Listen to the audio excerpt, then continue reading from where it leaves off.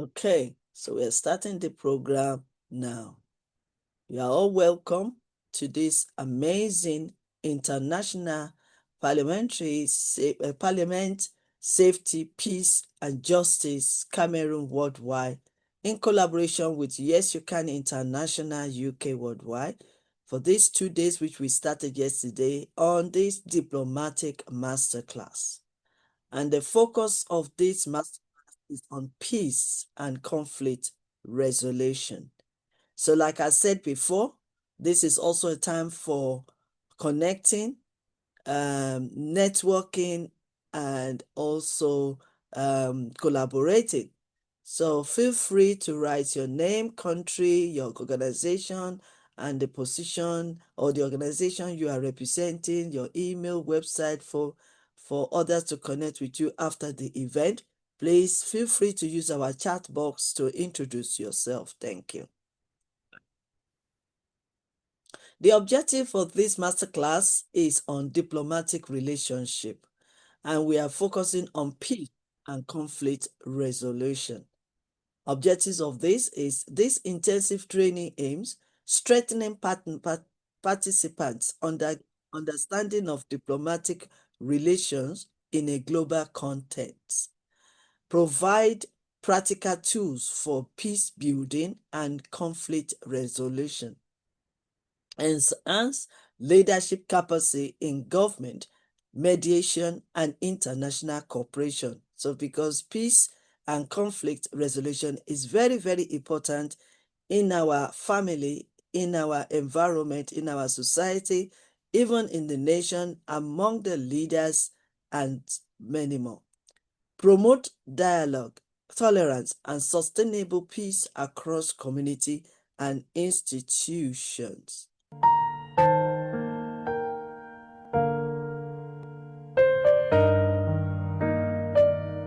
Dear God, we came to you in prayer with a humble heart. Please guide us and give us strength as we navigate through this day. Help us to be a vessel of your love and kindness to make a positive impact in the world. May your presence be with me always, and may I always strive to do your will. Thank you for your blessings and for the gift of life. Amen.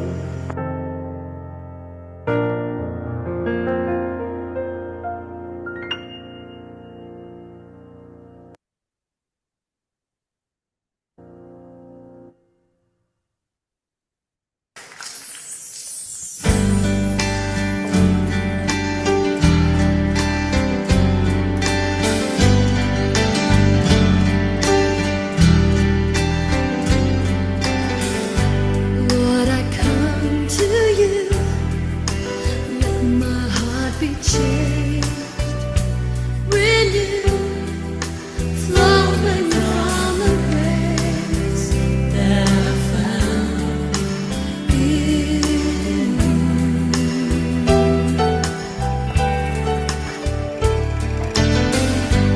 Lord, I've come to know the weaknesses I see in me will be stripped away by the power of your love.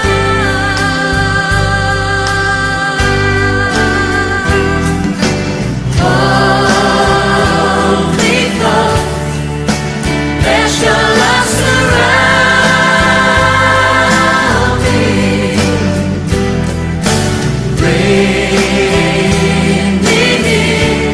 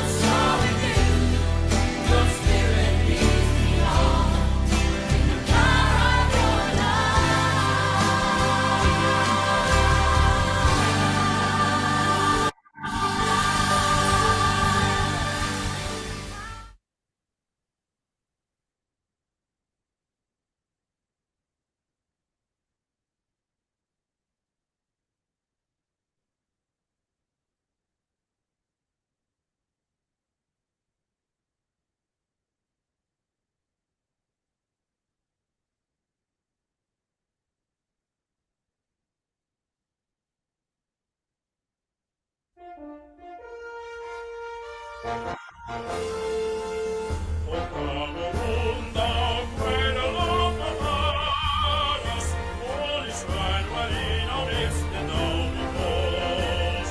Their tears and blood and Sinai soil water, on thy hills and valleys once their tears flows.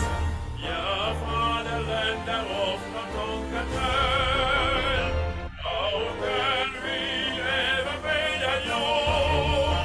The welfare we remain in toil and love and peace. Will peace to thy name ever true. Land of promise and of glory, thou of life and joy all is done. And the honor and devotion and the command forevermore.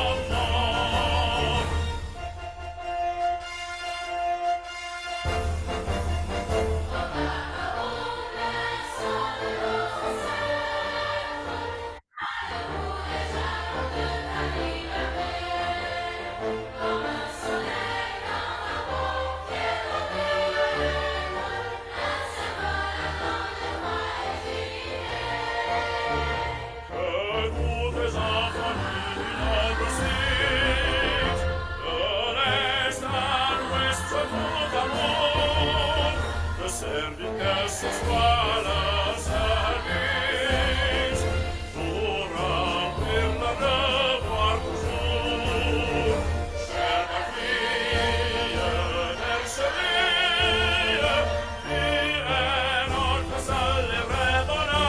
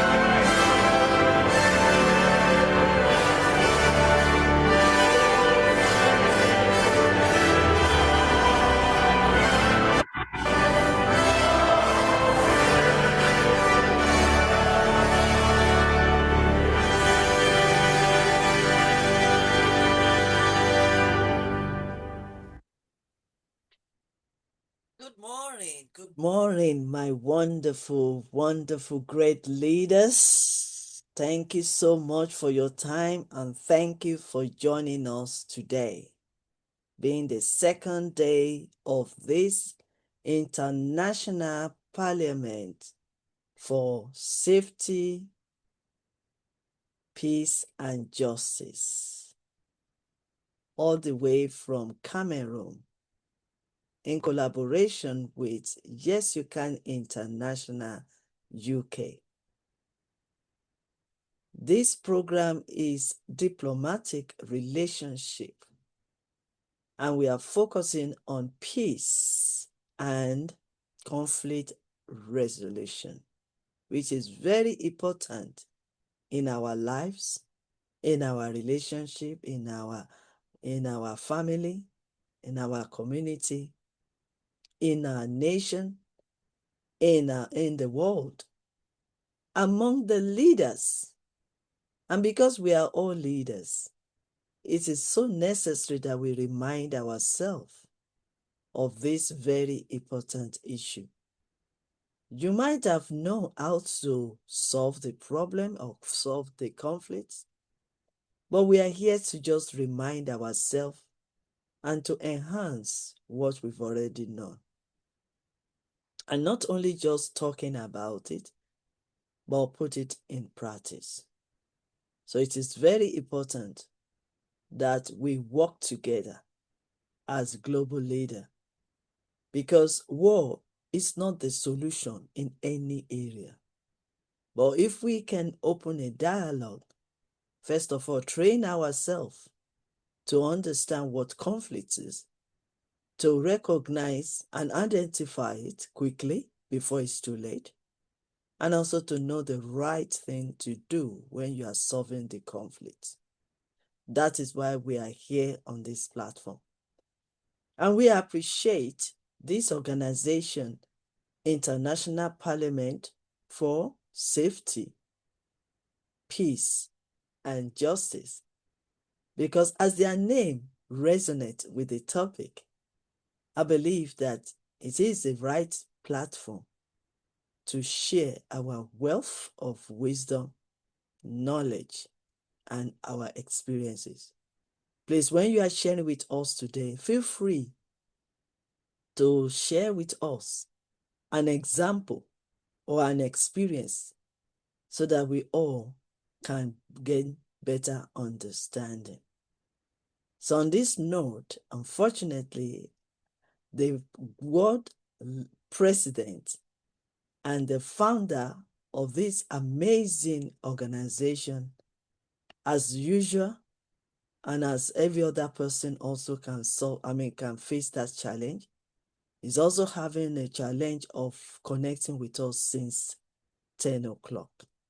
But he has given me, as the global president of Y.Y.C.I International, as we collaborate with them, the permission to go ahead and start this program today. I want to express my gratitude to all our leaders that joined us yesterday. What a wonderful day yesterday, even here in UK. For the first time, we enjoyed the full summer. But then, the weather has changed on us today. But we are still standing. And we enjoyed ourselves, even though the program is only 2 hours. But we extended it to almost 3.5 hours. Why? Because we started very late. But please, today, let's do as much as we can do to finish up on time so that we can make use our Saturday. Some of us from different countries might be waking up in the middle of the night for this program. And some of us, you have so many programs today, Saturday. We appreciate you all. We do not take your time for granted. We cherish your time, and we are looking forward to listen and to learn from your wealth of wisdom and knowledge. So, as we move on quickly, I'm going to show the profile of the founder and the world president of IPSPJ, and then I will show other things before we move on. So I would like all my leaders that are on this platform, if it is okay for you, please open your camera and be ready for us to call you to share your wealth of knowledge. I'm glad I'm seeing the world mother of IPSPJ, joining us. So immediately I show their profile, I would like Mama to open the floor for us and share with us. So give me these 2 seconds to quickly show the profile of our leader.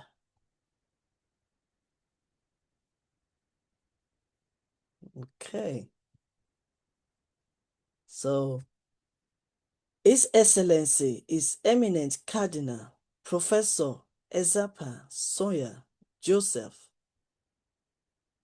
Dominion JP IHRD is the World International President for IPSPJ. So this is the profile, and is the World President of the International Parliament for Safety, Peace and Justice, IPSPJ, is the African Director of International Human Rights Commission Global, IHRCG. He is the Secretary General of the United Nations Security Council, UNNSC, and finally, the Deputy Chairman of the Board of Directors for International Justice and Peace Affairs Judgment, UN. So if you want to get in touch with him, I believe that is his PA number, and then the number, the phone number, and also the email. Every successful man has a strong woman behind him. So we also have Her Excellency Ambassador Dr. Mrs. Dominion Engineer Chinedu DCA, the IPSPJ World Mother General. I am glad to let you know that she has joined us, I believe. I hope she'll be able to open her camera. If not, she will let us know. And I'm going to invite her to share with us as the World Mother of IPSPJ. Ma'am, the floor is yours. Good morning. Thank you very much, Honorable Ambassador and ambassadors in the House, the World President. With all respect, I welcome all of you today. Today is the second day of this program, and yesterday we had a very good time in knowledge sharing.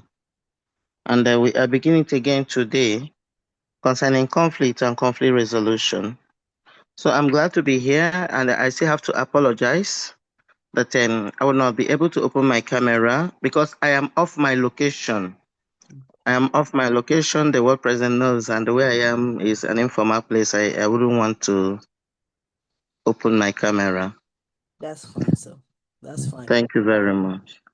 Okay. So we still need you to share with us in case the internet don't knock you out. So please, the title of our theme, the theme of this conference is on peace and conflict resolution. So over to you again, ma'am, to share your wealth from your wealth of wisdom and knowledge. Thank you again. Our title remains the peace, and the peace among all peace ambassadors, and even yes, you can. And that is why they are partnering with us, because they are also lovers of peace. The whole world needs peace. It is only in a peaceful environment that one can achieve. No family, no individual, no government, no human can achieve anything under a coerced situation. If there is no peace, in fact, there is no life. Because you won't think for yourself, you can't do anything for yourself, not talk of developing another person. And you cannot give what you don't have. When you don't have peace, you have nothing to offer to the next person, because everything you've got to offer is wrong. In the midst of crisis, you are shooting guns, you are killing people, you are exchanging words, You are isolated in anger. You have nothing to offer that is good. The heart is already congested. You cannot keep peace. So it is peaceful atmosphere that can help every individual articulate, have a good moment, even to meditate. When you are in crisis, you find it difficult to meditate. So you must have peace, even to communicate with God, no matter who your God is. The Almighty God is a lover of peace. So you need peace to study, you need peace to learn, you need peace to live with one another, you need peace to grow your family, to grow yourself, to grow the community, and you need peace in everything we need in life. Even to eat, you need peace. You cannot eat in anger. So peace is paramount. And where that peace is lacking, there is a root cause. Like I said yesterday, there must be misunderstanding. There must be something that trigger it. Peace does not just get distorted. It gets distorted from action. One action that relates to the other. So when it's triggered negatively and peace is distorted, the next important step is to find how to resolve it. You cannot resolve a conflict you don't know the root cause. So it is upon all of us in IPSPJ, and yes, you can, to always be great peace ambassadors by being calm, by being patient, to identify the root cause of a problem. You don't get an information, you get worse. You don't carry gun to kill because you had the sound of a gun. When you get the root cause of a problem, then you know how to negotiate, you know how to align, and then you also know how to fix it. And for that to happen, parties must be involved. Two or more parties must be involved for you to resolve peace. You don't resolve peace alone because the misunderstanding arose between you and somebody or persons or communities or government even or countries to country. It could be a continent to another continent. It could go as far as any length. So you can't resolve it alone. The parties involved must be involved to resolve any conflict. And when you approach them individually, you approach them collectively. In the collective decision, then you will be able to understand before you rule for both parties to agree on something. So resolution must happen, a conflict must happen. But what is most important is how it is handled. Even within organizations, there are conflicts. How is it handled? How is it resolved? I hope it's a win-win so that nobody feels aggrieved, nobody feels hurt. So those things must come in place. A lot is there, but this is a, let me call it a knowledge sharing group. We call it a training or conference, but we are just on knowledge sharing to say. Otherwise, there is elaborate training on conflict, peace, conflict resolution. It's a full-blown topic. In fact, 3 full-blown topics in one. So all I have to give today is that the International Parliament for Safety, Peace and Justice and the Yes You Can, we should stand by what we profess. If you must give peace, you must have peace. If you must flee from conflict, you must also have solution to resolve it. Peradventure, another person brings the conflict to you. Most times, conflict does not come from the individual. It could come from another person. So we should be patient. We should have a strategy that will always resolve it with the view to have a win-win solution, not a win-loss solution, so that the organization will get stronger, so that the world will know that we act what we preach, and we will be able now to step forward to have negotiation with any other place there is conflict. And our organization will get stronger by what we act, what we do, and what we give to the society. Thank you very much for giving me the privilege to speak. Thank you. Thank you, ma'am. Thank you, ma'am. You've done justice. You've shared with us from your depth of wisdom and knowledge. And we really appreciate that. And we pray for the grace of God for us to be able to practice what we are sharing. So, ma'am, on behalf of IPSPJ, where you are the word mother, and on behalf of Yes You Can International that collaborated with you with this organization, we want to say thank you, ma'am, for your time and for the grace of God upon your lives and for the wisdom that you shared with us and also for representing our um, our Lordship Cardinal who's been trying to join us, but because of the connectivity, we want to say thank you, ma'am, for this time that you've joined us and sharing with us. Feel free to stay with us and see what we are doing on this platform. I want to say thank you. And once again, I want to appreciate all Thank my you, ma'am. great, yes, ma'am. Thank you very much, ma'am. I want to appreciate all my great leaders on this platform. Permit me to just express my gratitude because their time is very cherished. We do not take anything for granted. So I want to appreciate Dr. Samina Evelyn Pakistan from Pakistan, Archbishop Ambassador Nelson Pavas from Australia, Professor Ambassador Mary Mia from South Africa, Ambassador Judith from Tanzania, Ambassador Bolatido Ayola from UK, Ambassador Joseph Odesen from Nigeria. Please, if your iPhone is not giving me the right name, I won't be able to ask I call your name. But please, if you can change that iPhone to your name, we cannot even see your face at all on the platform. So please introduce yourself on the chat box. I want to appreciate Ambassador Seidu from Senegal. Thank you so much for joining us. Please be ready because I'm going to call you next. I want to appreciate Ambassador Pastor Alexandra Botten from Ghana, Dr. Peace Amber from USA, and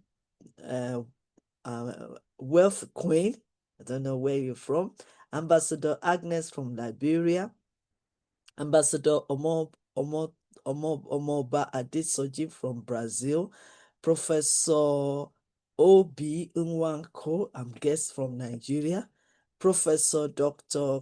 Kema from Asian country, and many more that will be joining us later.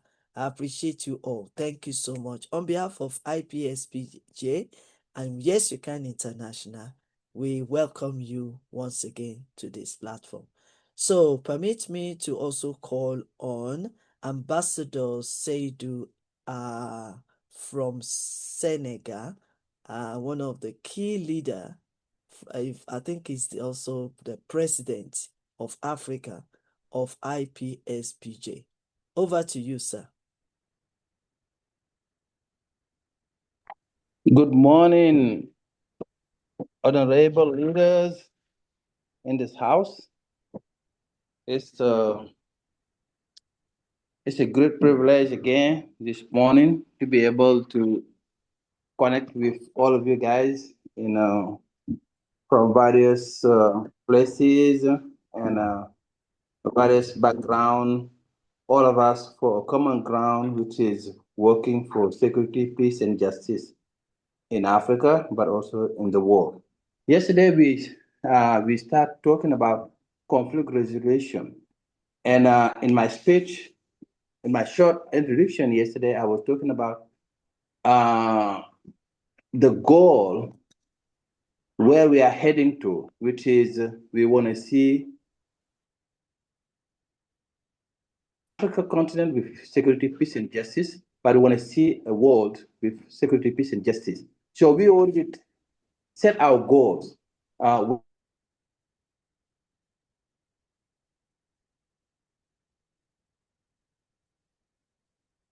Mechanism that we need to put in place not only to put in place, but also to have the knowledge and the right action, to be able like to get to where we wanna go.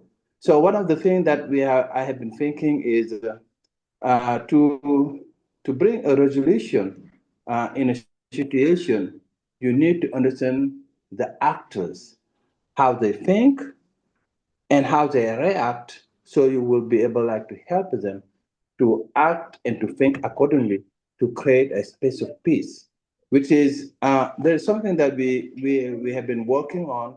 It's called elevate the level of conscience of the African people. I would say the people in general, because people, we have different type of people in our world today. They think differently, they act differently. Because if you don't think the same way, you will act differently. So we have in our society, and this is something general. It's why we said that global peace.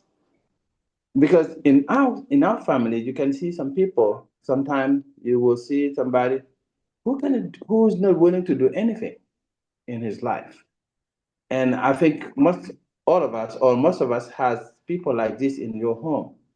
They will not do anything to not only to take care of themselves, but they will not be able to take care of anybody.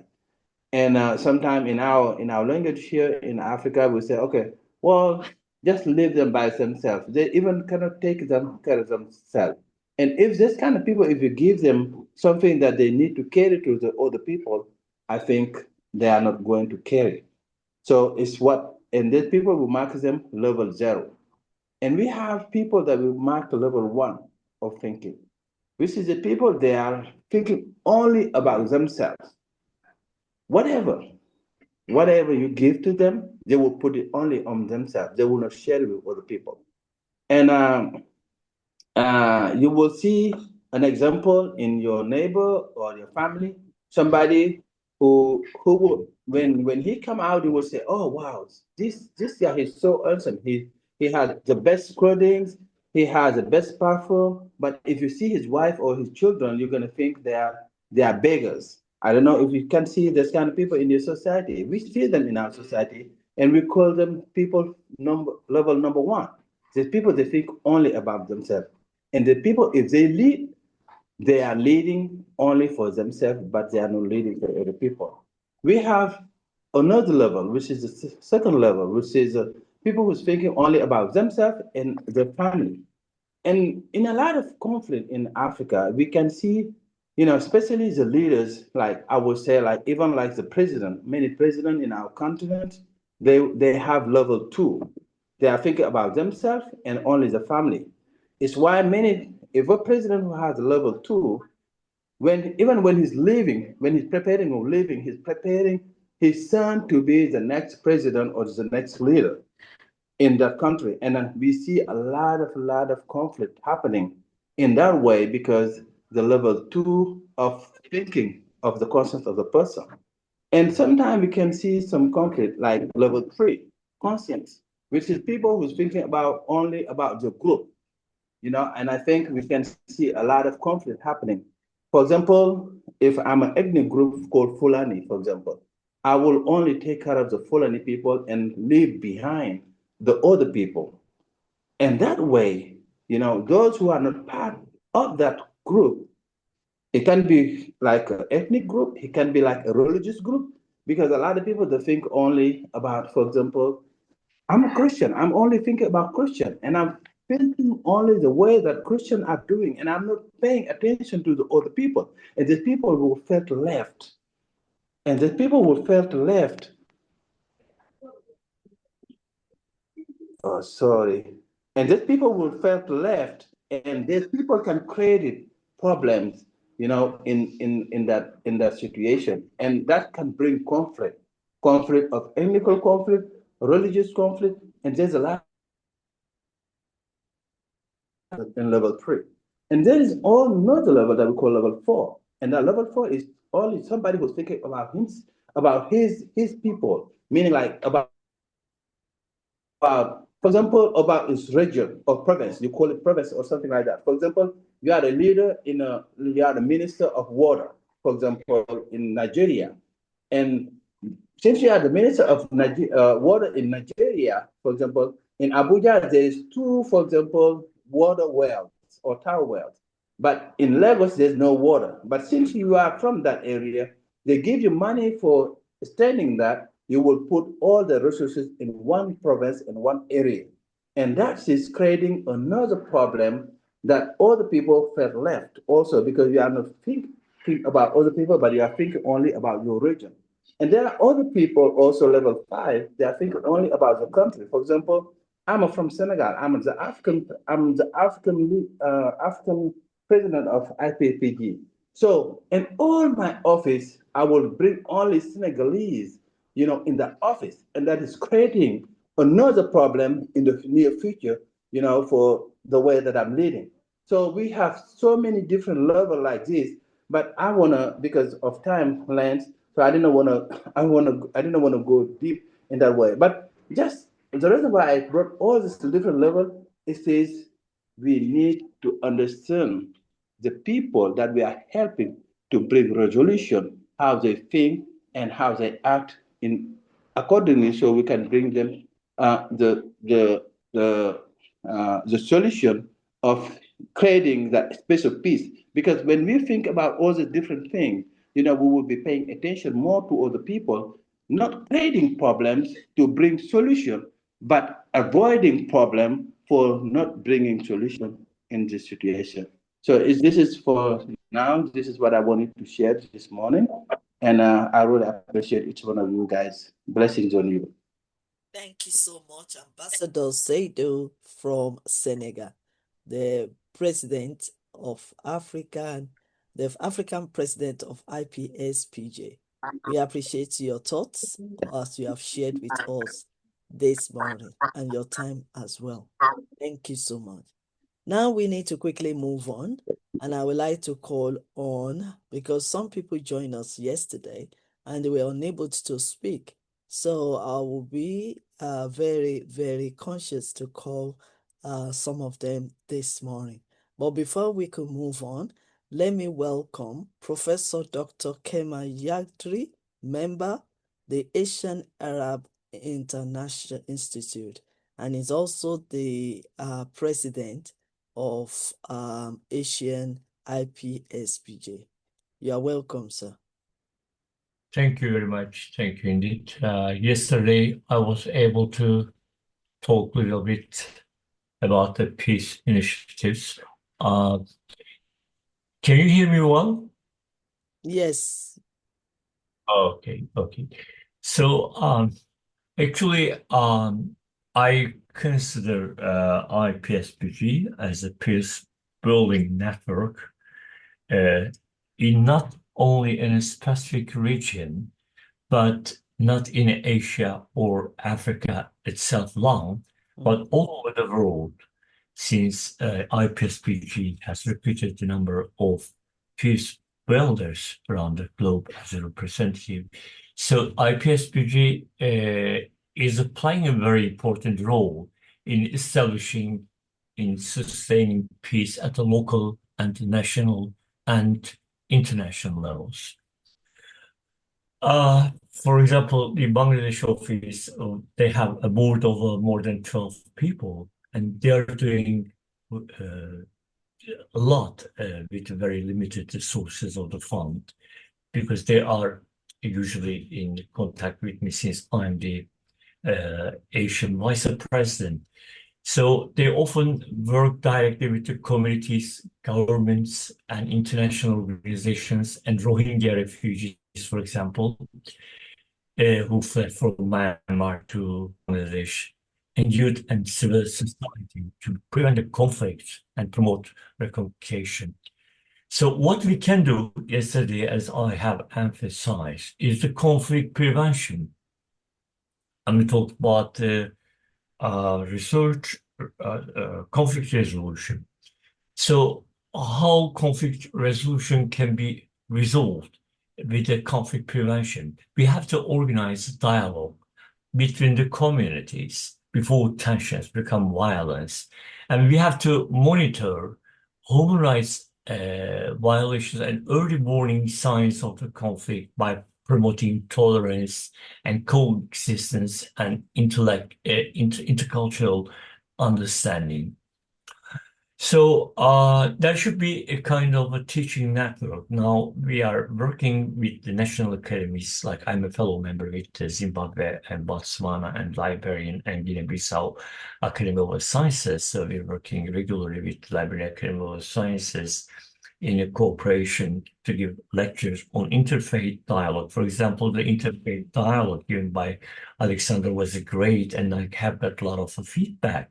So we can start with Alexander about the interfaith dialogue, because this is a kind of meditation and it's a dialogue, and we have to act as a neutral facilitator between the conflicting groups.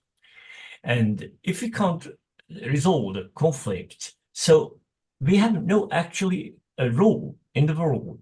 So meditation is very important through dialogue, and we organize this peace conferences, or it could be like a workshop or rostrums, and supporting the negotiations between the communities and different tribes and ethnic groups or political actors. Like Saidu said, I think he belongs to a different tribe.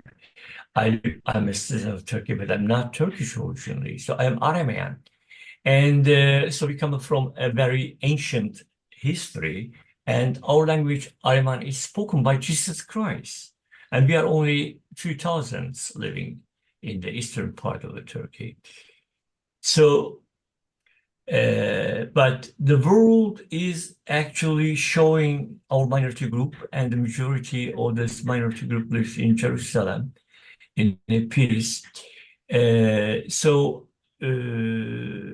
IPSPJ should also consider humanitarian assistance. What is humanitarian assistance?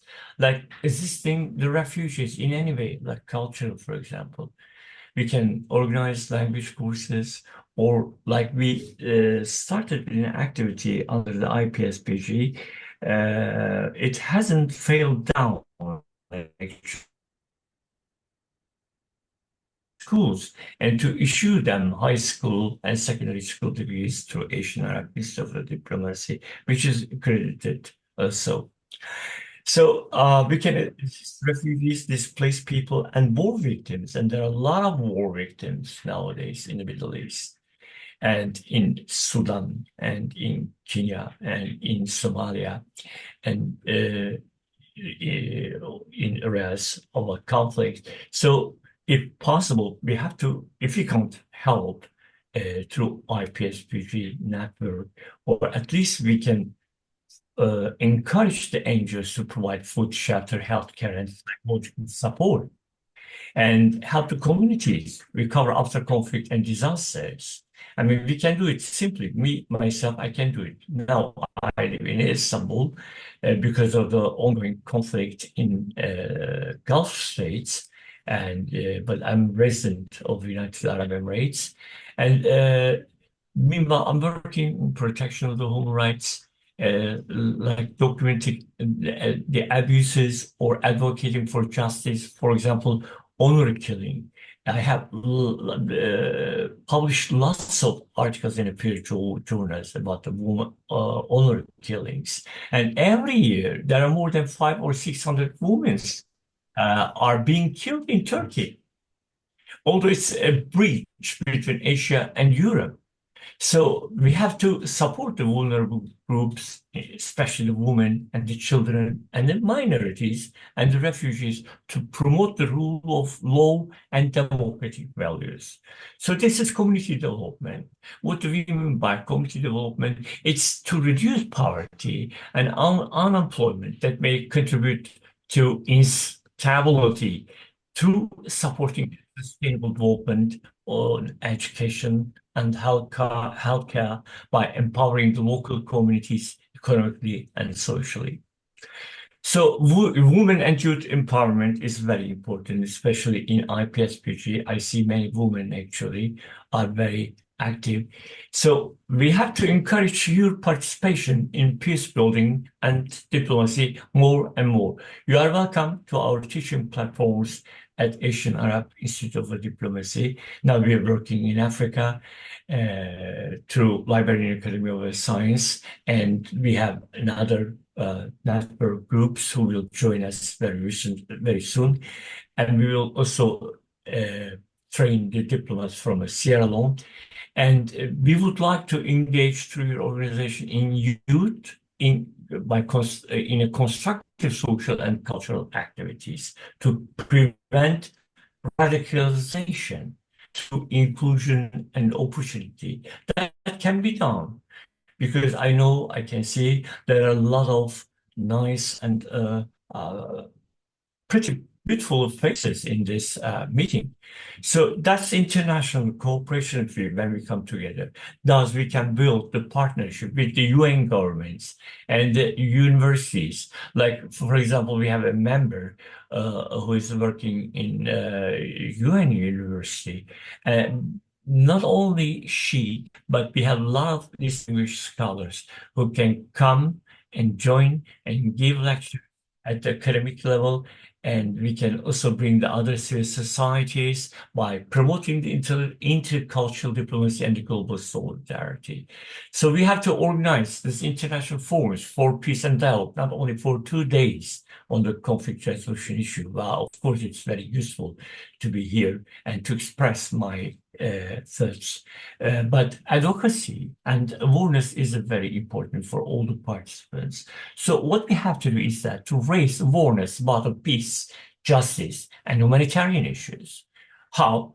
We can use media publications and campaigns to promote peaceful solutions. And we can encourage governments and institutions to adopt the peaceful policies. So how about the post-conflict reconciliations? So finally, we have to help even former enemies, rebuild trust. Trust, because to support trauma, healing, and psychological recovery is important. We have to encourage forgiveness, reconciliation. We don't have to take revenge from the organizations or from the people or so on. And so we have to encouraging forgiveness, reconciliation, and national unity is very, very, very important for an effective NGO. For a peace should be neutral, number one, and inclusive, and respectful of cultural diversity, transparent and accountable. So focus on long-term sustainable peace. And given my strong involvement in diplomacy, Asian Arab Institute of Diplomacy, refugee protection, human rights, and peace building, NGOs can also serve as a powerful platform for international cooperation and humanitarian diplomacy that contributes directly to the global peace initiatives. Thank you very much. Amazing, amazing. Thank you so much, Professor Dr. Kemal Kemal from Kemal. yes. You're from Turkey at the moment, am I right? And you are also the Asian Arab president. Arabic, okay. No. The chairman of the Asian Arab Institute of Diplomacy. Of diplomacy, okay. And you are also one of the key leaders of IPSPJ. Yes, Asian Vice President, Asian Regional Vice President. Wonderful. You are welcome, sir. And you've really shared from your wealth of wisdom and knowledge. And I like also the way you've applied it to what you're doing, and also your own personal information, like you've shared with us practically. Because sometimes when we talk, we also want to adapt it to our own personal involvement into this topic we're sharing, so that we gain better understanding. And I really want to say thank you so much, because you have enlightened us this morning. Okay. Thank you. Yes. And I would like to, if permission is given to me, to switch to YYCI International leaders, so that they also can share And before then, I will also like Ambassador Judy to be ready from Tanzania. Get ready, please. And also Dr. Peace Amber, please get ready so that when I call one or two people from YYCI, I will come back to you. Really appreciate all our great leaders on this platform. I believe that our world president is also trying to join, and he will finally going to join us soon. We also appreciate the presence of World Mother of IPSPJ. We appreciate you, ma'am, and thank you for sharing with us this morning. Okay, permit me to Thank you, call, ma'am. yes, ma'am. Permit me to call on Archbishop Ambassador Dr. Nelson Pavers to share with us. Archbishop from Australia is also one of our patron and also YYCI Australia president. Over to you, sir. You're going to share with us and you're also going to pray with us. Thank you very much. Being an ambassador for peace, Archbishop, and especially I want to greet you. The greeting of peace, Shalom, Salam, Assalamu alaikum, Namaste, Shanti, Sat Sri Akal, and many other religious and traditional greetings with great honor and respect to all. And I can say Kushamded, and I can say in Philippine, Mabuhay. So welcome everyone. I love all of you. I love multicultural, multi-faith, multilingual, interreligious, and interdenominational work for peace and unity. And I give honor to all religious leaders around the world, ambassador for peace, and appreciate their work and efforts to spread peace in this world. I pray, I respect all peace organizations who are working for peace to purify this world with unity and peace. Peace has strong relationship with freedom, and also it's a beautiful relationship with man and God. And freedom is also related with peace. To give freedom to everyone, we should remove all the walls of religion and other things, so that because we must respect everyone. Religious freedom is a fundamental right, human right, which protect human's dignity. And religious freedom is the right of the people to practice their own religion, faith, or belief. Religious freedom promote peace, and faith is navigator of peace in our life. I just want to share some important quotes which I like and I share frequently, that peace is a beautiful.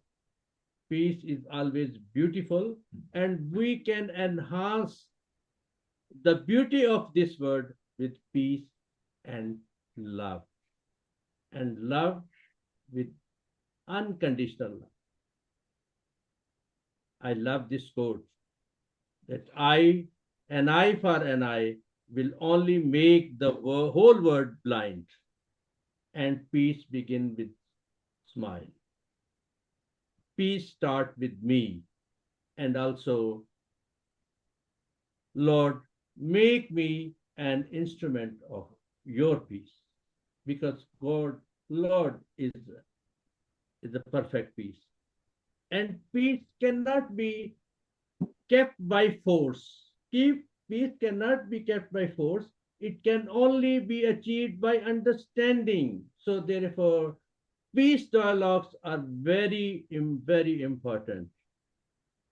And Greek proverb I like that 1 minute of patience, 10 years of peace. Very beautiful thing. And according to Bible, peacemakers are children of God. So we are really, if we are peacemakers, we have a strong, very close relation to our God. And also, when we see and read Galatians chapter 5, we can see the fruit of Spirit. The fruit of Spirit has 9 flavors, but first 3 start with love, joy, and peace. Love, joy, and peace. The peace is very important. Also, golden rule is also applied in many religions and in every major religion, and that is also very important. So I just want to share with all of you that we should make every efforts, because when we read Bible we can find a beautiful verse, and I want to share with you, that is Hebrew 12:14. Make every effort to live in peace with everyone, so which is very important. So and I just want to request everyone, let us work together in our community, in our country, in other countries, in worldwide. We should give every effort so that we can spread peace in this world, to enhance the beauty of this world with peace and love. I appreciate all of your efforts. And at this stage, I'm also especially appreciate the efforts of YYCI, our great Queen Elizabeth, and our co-founder, Dr. Lucas, and our team who are organizing like a international parliament for safety, peace, and justice. I appreciate their efforts for peace and justice, and I just want to say congratulations for organizing this a great event to spread peace in this world. Finally, I just want to also say that when we read Bible, we can see the light and salt and light. Jesus said, "You are the salt of God, and you are the light of God." Being a peace leader, we have peace in our life, and that peace is like a light. We should spread this peace like a light. We should shine in these dark places, and the salt has a flavor, and we should have flavor of peace in our life. And also, we have, when we see the longest prayer of Jesus Christ in John 17, that is very important. He wants to save us. He wants to protect us. He wished in his longest prayer, he wants to anoint us, he wants to protect us, and he wants to make all of us one, because we are created by one creator. We are one family. We belong to one family, and that family is the family of peace. Doesn't matter which denomination we belong, which religion we belong. We are created by one God, and He has given us lesson of peace, love, and humanity. So let us think about this one. Let us work together. And I just want to say prayer now. I just want to pray for everyone. Lord, you are the great Lord. You are the creator. You are the maker of this earth. You are the maker of this universe. You are Alpha and Omega. You are the light of the world. And we are your followers. You are Prince of Peace. You are Doctor of Doctors. You are King of Kings, Lord of Lords. Thank you for this beautiful platform of peace and humanity. Thank you for YYCI. Yes, you can international and international parliament for safety, peace, and justice. I pray for global team of these organizations. And I pray for all peace organizations who are working in different countries. I pray for their especially wisdom. Lord, give us wisdom. Make all of us instrument of your peace. We need you. We need your blessing. We need your presence. And with your presence, we can get blessing from us. Thank you, Lord. Bless our team. Bless all the speakers. Bless all the ambassadors.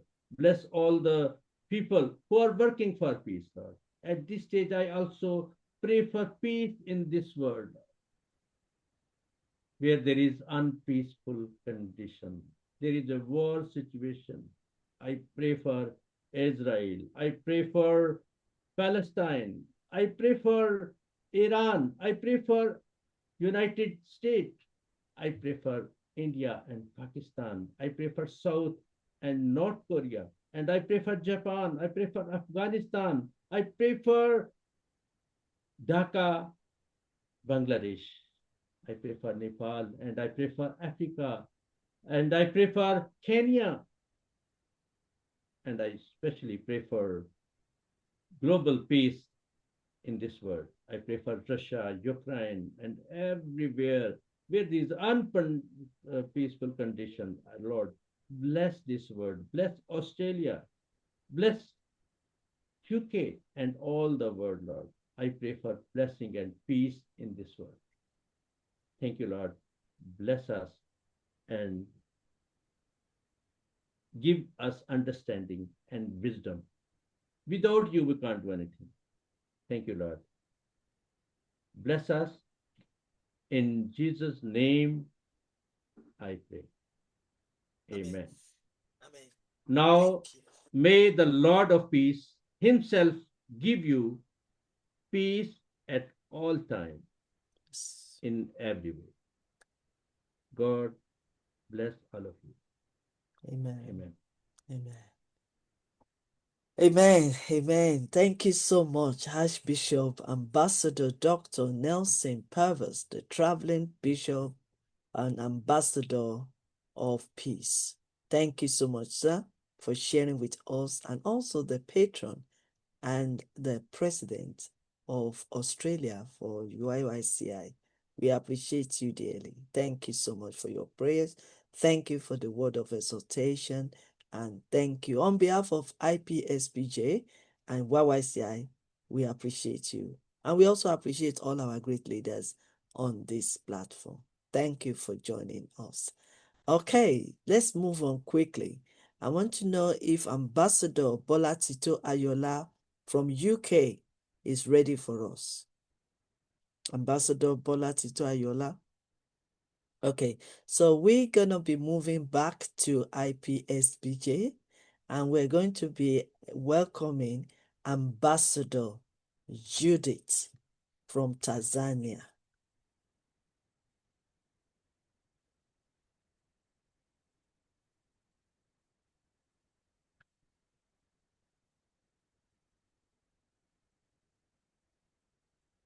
We can hear you. Can you mute yourself, ma'am?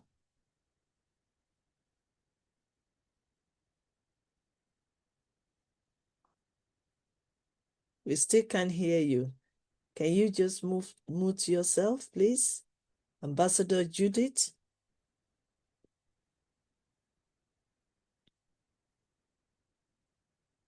There's a button there that you can click. It says audio. So if you can click that button so that we can hear you, because we can't hear you. I think you are rotating yourself, but it's the audio that, yes, thank you so much. Can you hear me now? We can hear you, but can you rotate yourself back, please? Yes, we can hear you. Can you hear me?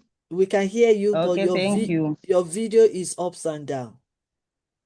So if you can turn your video, yes, that's perfect. Thank you so much.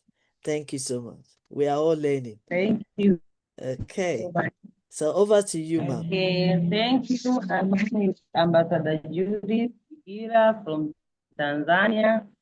I am president in IPSPJ in Tanzania, and I'm very grateful to have this meeting. And I'd like to thank all the ambassadors that have talked about peace. And me, I won't be long.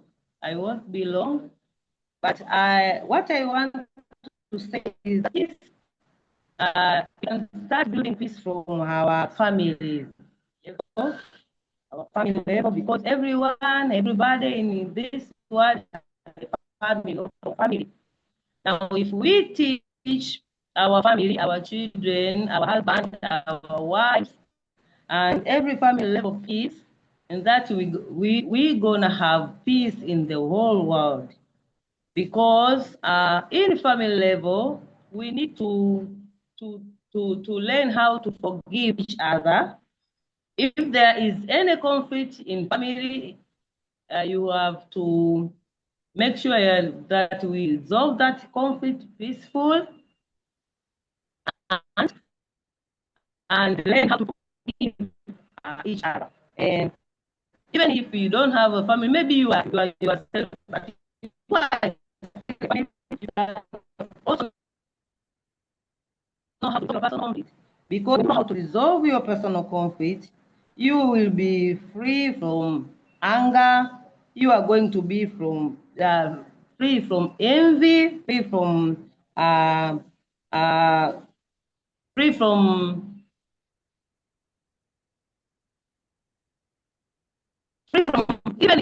even sickness, because when you have anger, it leads to many things.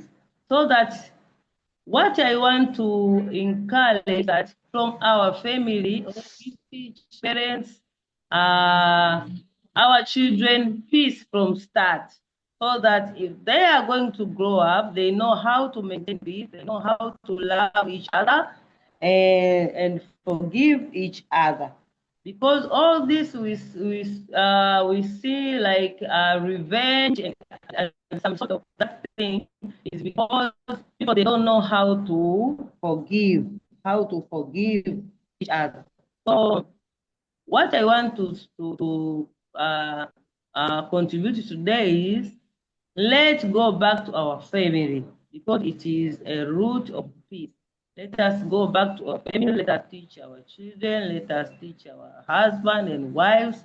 Let us forgive each other from the family first, and then it will come out to spread all over the world. Because if you know how to forgive from your family, it is easy to forgive others outside there. That is what I want to contribute for today. Thank you so much. Thank you so much for joining us, and thank you for your patience. And if you were here yesterday and we did call you, it's not intentional. Please accept our apology for doing that.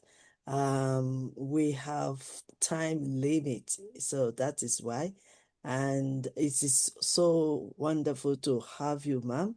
Ambassador Judith Nwangiri, Africa, Thank you. the African Vice President of IPSPJ from Tanzania. Thank you so much. We really appreciate you. Guess what is gonna happen? I'm seeing our world president joining us, and immediately I see him, I'm gonna call him, invite him to share with us.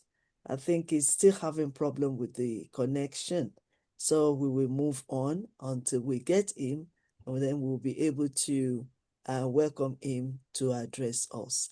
So meanwhile, at this moment, I want to call back Ambassador Bola Tito Ayola, one of our matron of YYCI, to address us this morning on the same topic. Ambassador Bola Tito Ayola.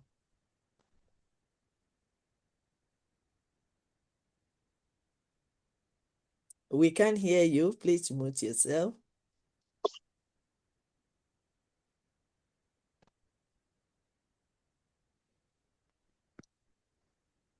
We like you to mute yourself. We still can't hear you. No, not rotating yourself, but mute.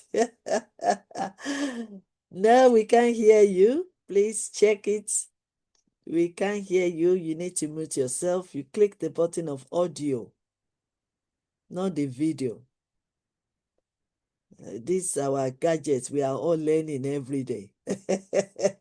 Isn't it, Ambassador Judith? Oh, sorry.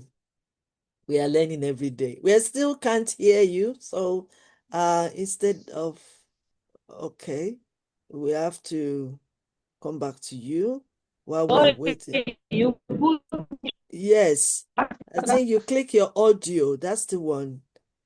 And if it's not working, maybe you will need to rejoin again using the same link. Yes, please rejoin again, because I can see that even our world peace, our world president is also having the same issue as well, but we will call them as soon as possible. At the moment, I would like to call on Dr. Peace Amber, the North-South Continental President.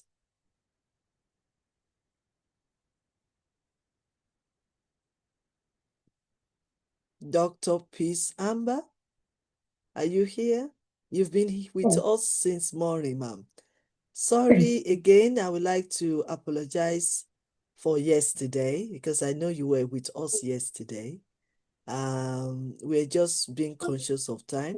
We started very late, and then we also we extended it from 2 hours to 3.5 hours yesterday. So that's why we have to just finish up and come back this morning. So I know you are calling from USA. It could be middle of the night, but we appreciate your commitment to IPSPJ and also your time with us this morning. Over to you, ma'am. Dr. Peace Amber from USA, the Continental President of IPSPJ. Thank you so much. It's good. I'm trying to find the time. It's a good morning. It's good morning in Nigeria and wherever else. Good morning, everybody. Thank you so much for having me here. The World President, Mother General, the Yes You Can organization, Professor Dr. Queen Elizabeth Lucas. Thank you so much for me seeing you face to face. I hope we get to meet live one of these days. Our whole topic has been about conflict resolution. And I just want to take a minute to say that for me, we have to first start the brokerage of peace within and amongst us as leaders who are always talking about peace. If we say that we are a peacekeeping organization, I want to go the aspect of us making sure that we start the peace brokerage from within us in our organization, because we cannot preach what we do not have. That will be a problem in our organization. So, in order for us to even be able to do the preaching of the peace, be able to even avoid conflict and even fix conflict, we have to look back on the inside of us and see what we are doing right and also what we are doing wrong and how to fix it. So for us to have this, we have to be sure that we are willing to work with one another in love. I know a lot of us are Christians, some of us are Muslims, and whatever we believe in. Either way, we need to be able to work in love. Love is a universal language that everybody understands. In order for us to brokerage peace and end conflict or deal with conflict, we must work in love. When we have love, we are able to make sense of whatever is going on, no matter the conflict. When there is love, we will be able to fix issues. In asking leaders and us to sit back and think about what could be a problem. If we have a problem, when we apply love, we are able to know what's going on, listening to the two sides of the story. And that's, I call that in accommodation. That's accommodating one another. We listen to one another. What are we saying? What is the problem? We bring it to the table and we begin to analyze what we could do to fix it. Nobody is the total wealth of knowledge. When we speak to one another, we can come into a middle ground in order to know what is going on. And in that place is a place of compromise. When we bend a little, we try to see what is going on. What are you feeling? What am I feeling? Why is there a problem? Why is there anger? Why can't we even understand ourselves? So we look at the problem and begin to dissect what can we do to be able to fix it. So when we do that, we first start with the issue of understanding, issue of love, compromise, humility. If we, as the brokers of peace, IPSPJ, we cannot be humble, we cannot understand ourselves, we are not even planning to accommodate one another, then we must be ready to make a fool of ourselves out there. But when we start from home, like the previous speaker just before me was talking about home, when I say home, I don't mean even in our nuclear family. I am talking about our organization in IPSPJ. We need to come together as a family and see how we can work with one another. I would also want to say that we need to learn to love. We need to forgive. Yeah, we might say that, yeah, we are not in the same family, but we need to forgive one another, because that is us preaching the conflict management and conflict resolution and brokering of peace that we stand for. We stand for peace. We cannot do it without forgiveness. All of the things that is going on in the world is because there is no forgiveness. So when we forgive and we love, we will be able to come together. There's nothing that is beyond salvage. If there is a divorce in a marriage, somebody is not forgiving, somebody is not agreeing to be humble. So in our organization, I would say, please, we need to be accommodating of one another. We need to learn to correct in love. We have to be ready to compromise so that we can come into a middle ground.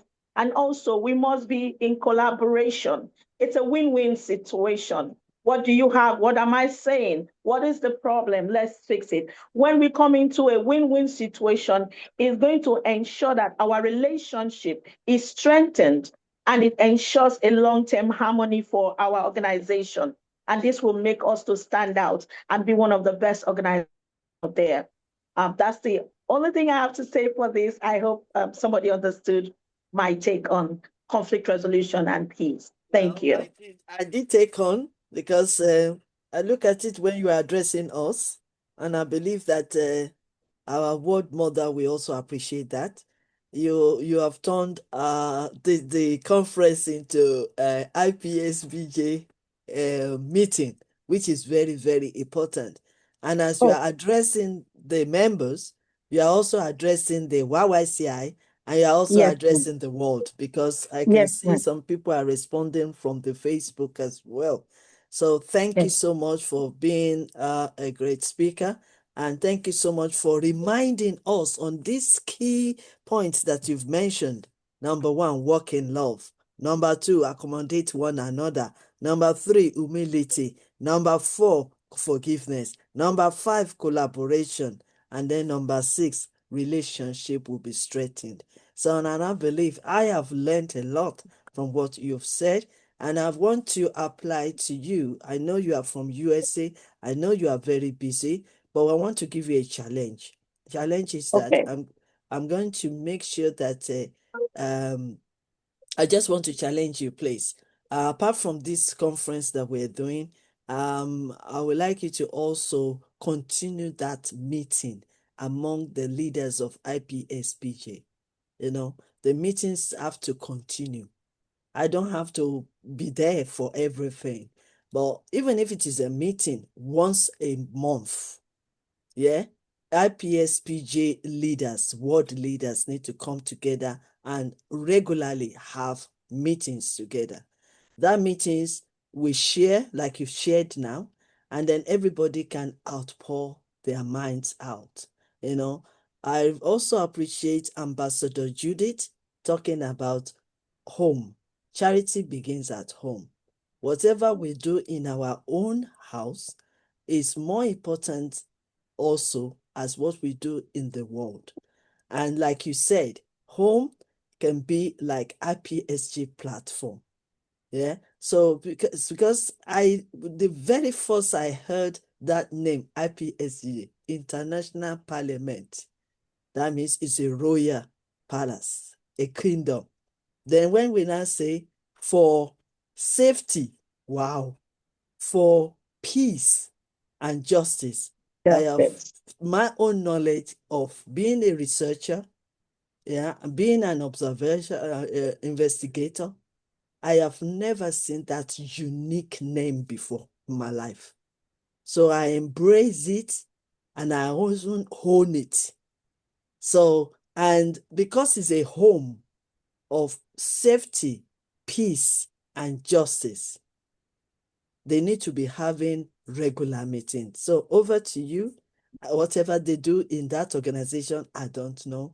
But this kind of statement that you just mentioned, we all need to be reminded. You understand? So whatever is happening, I want to challenge you to relate with Mama, World Mother, and Papa, World President, and you work together so that Yes. this home will stand forever. And when I say home, there are a lot of Yeah. people that have Yeah. joined this organization, and probably because maybe they have their own commitment, they are so busy, you know, because everybody is busy. So most of them must have like moved away for some time. You can still call them back. You understand? It's a home. And I'm standing on what yourself and Dr. Ambassador Judith have said, that IPSPJ is a home. Home, we accommodate both the old and the new members. So that's the challenge for you and for that organization. Am I right? It's Yeah. our home. And Yes, it home is. needs, and it has to be built. Yes. Uh-huh. Yes. So Yeah. sorry, I said that from my No, own I'm good. heart. I'm good. I'm good. I promise. I promise. This is it. Yes. Okay, guess who Yes. is in the Thank building? you. Hallelujah. Ah, after 2 hours of trying, I want to introduce to you or to welcome on this platform our dear world leader, world president. Let me see if I can get the Mama has spoken to us on his behalf earlier this morning. And now we have our world president, His Excellency Cardinal Professor Esapan Sawyer, Joseph Dominion, JP, IHRD, the world president of International Parliament for Safety, Peace, and Justice. Let me not say too much before the internet drag him away. So, over to you, sir. Guess what? It's gone again. Next time I see him, I'm just going to call him. No introduction. This internet, eh? This internet, we will overcome it. Do you agree with me? We will overcome it. Let's welcome another leader of IPSPJ, since we are waiting for world president to settle and also to join us. We shall prevail. We shall overcome all this connectivity. I believe my YYCI can agree with me. Yes, I agree. It is well. It is well. Okay, let's welcome Ambassador Pastor Alexander Boten, the world speaker of IPSPG, and also the Ghana president of YYCI and IPSPJ, Ambassador Pastor Alexander Boten. Over to you, sir. All right, thank you so much, Mommy. Can I also warn you quickly, while you are Our educator speaking, and while you are facilitator for speaking? IPSPG. Okay. Yes, continue, sir. All right, thank you so much. I want to appreciate and then recognize all the leaders of this platform, especially my boss, the world president of IPSPG. And yesterday we had a very wonderful time. And I believe today we are also going to have another wonderful time. And by the close of the day, I believe that we will take so much to the world. And since this meeting is being recorded on Facebook and on other platforms, I have a very good hope that many are hearing us and they are learning from us. Today, I don't want to spend so much time since there are many speakers on the platform.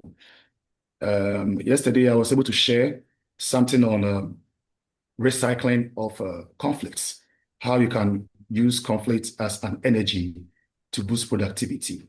So I wouldn't move so much away from the same thing, just that I'll give a part two of it. And today I'm looking at something we call friction and fuel, how to use friction as a fuel when it comes to conflict.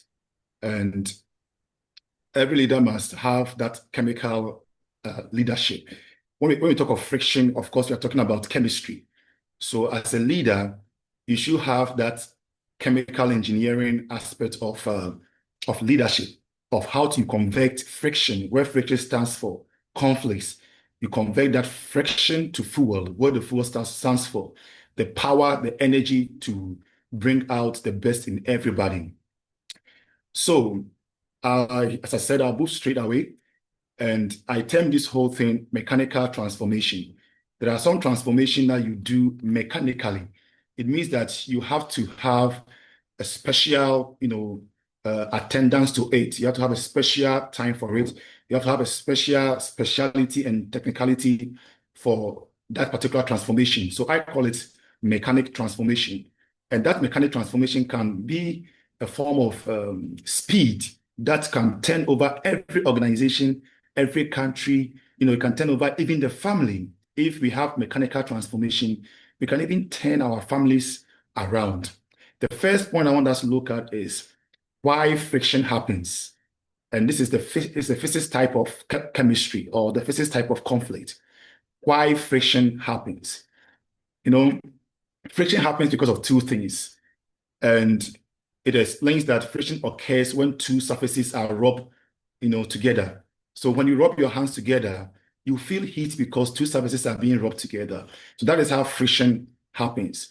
When personalities are rubbed together, when goals are rubbed together, when values are rubbed together, there's some amount of friction. That is why in the study of organizational management, conflict is a must in every organization. As I said yesterday, conflict is a must in the family. Conflict is a must, in governance. Conflict is a must in the church. It's even a must in animals, in the animal kingdom. Conflict is a must. So it means that whatever it is, two things will always rub together. And so we have two types of these conflicts. And I'm moving away from what I said yesterday, being bad conflicts and good conflict. This time around, we are doing friction and fuel.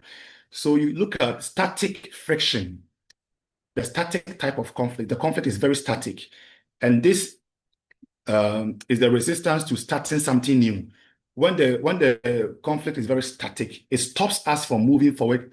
It stops us from starting something that is very new.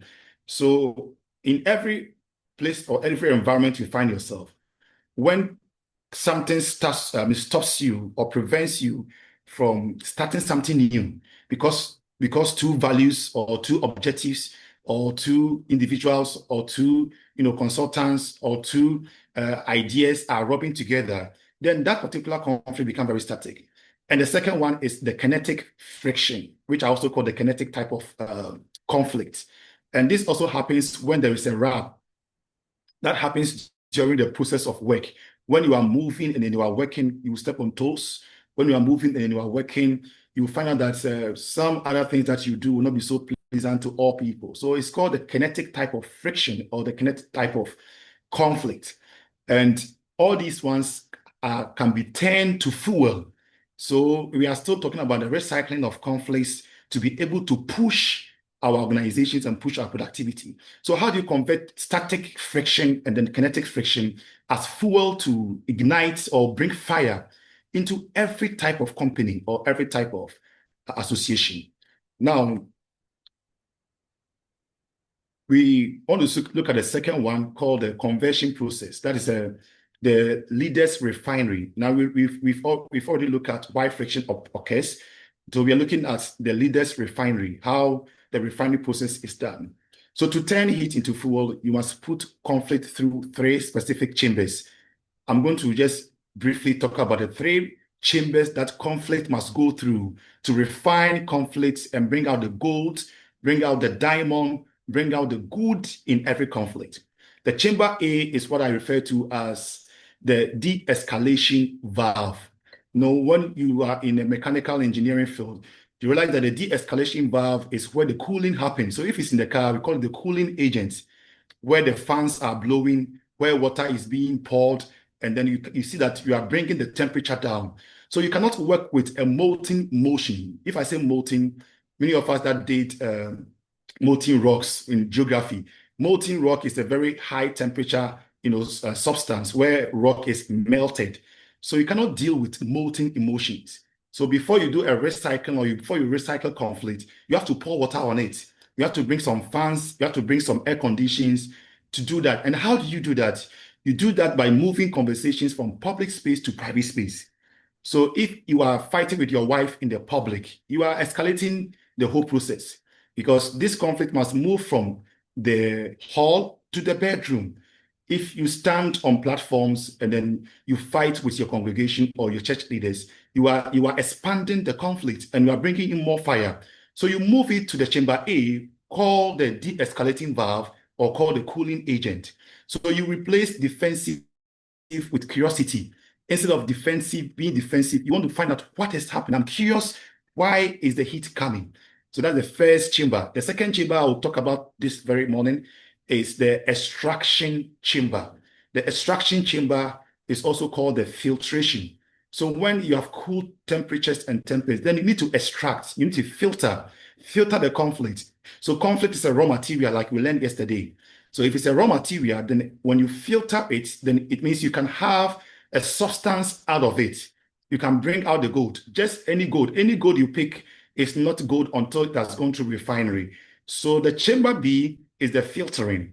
Every conflict contains impurities. So the conflict can contain insults, it can contain past history, it can contain pride, ego, and these are the impurities. So when you refine it, then you bring the raw energy. The raw energy in conflicts can include the unmet needs. People are not satisfied. These are the raw energies, unmet needs, the valid concerns, and then the high standards of values in these conflicts. You see all these things, then you are able to separate the impurities from the raw energy. Then what is the action? You filter out the who and not the what. Many a time when we are dealing with conflicts, we deal with personalities. But as ambassadors, as peace ambassadors, as leaders, as global leaders, in your company, in your office, in your associations, in your homes, you should always see conflict as a what and not a who.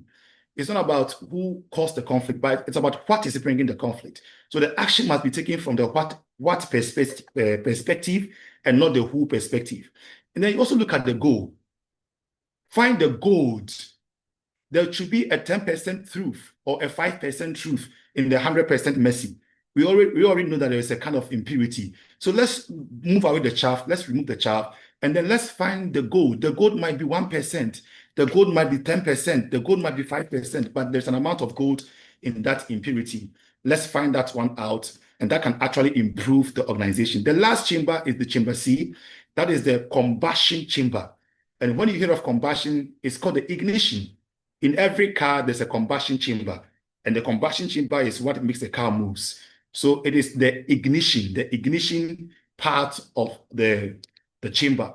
This is where the recycled material, all right? This is where the recycled material is put to work.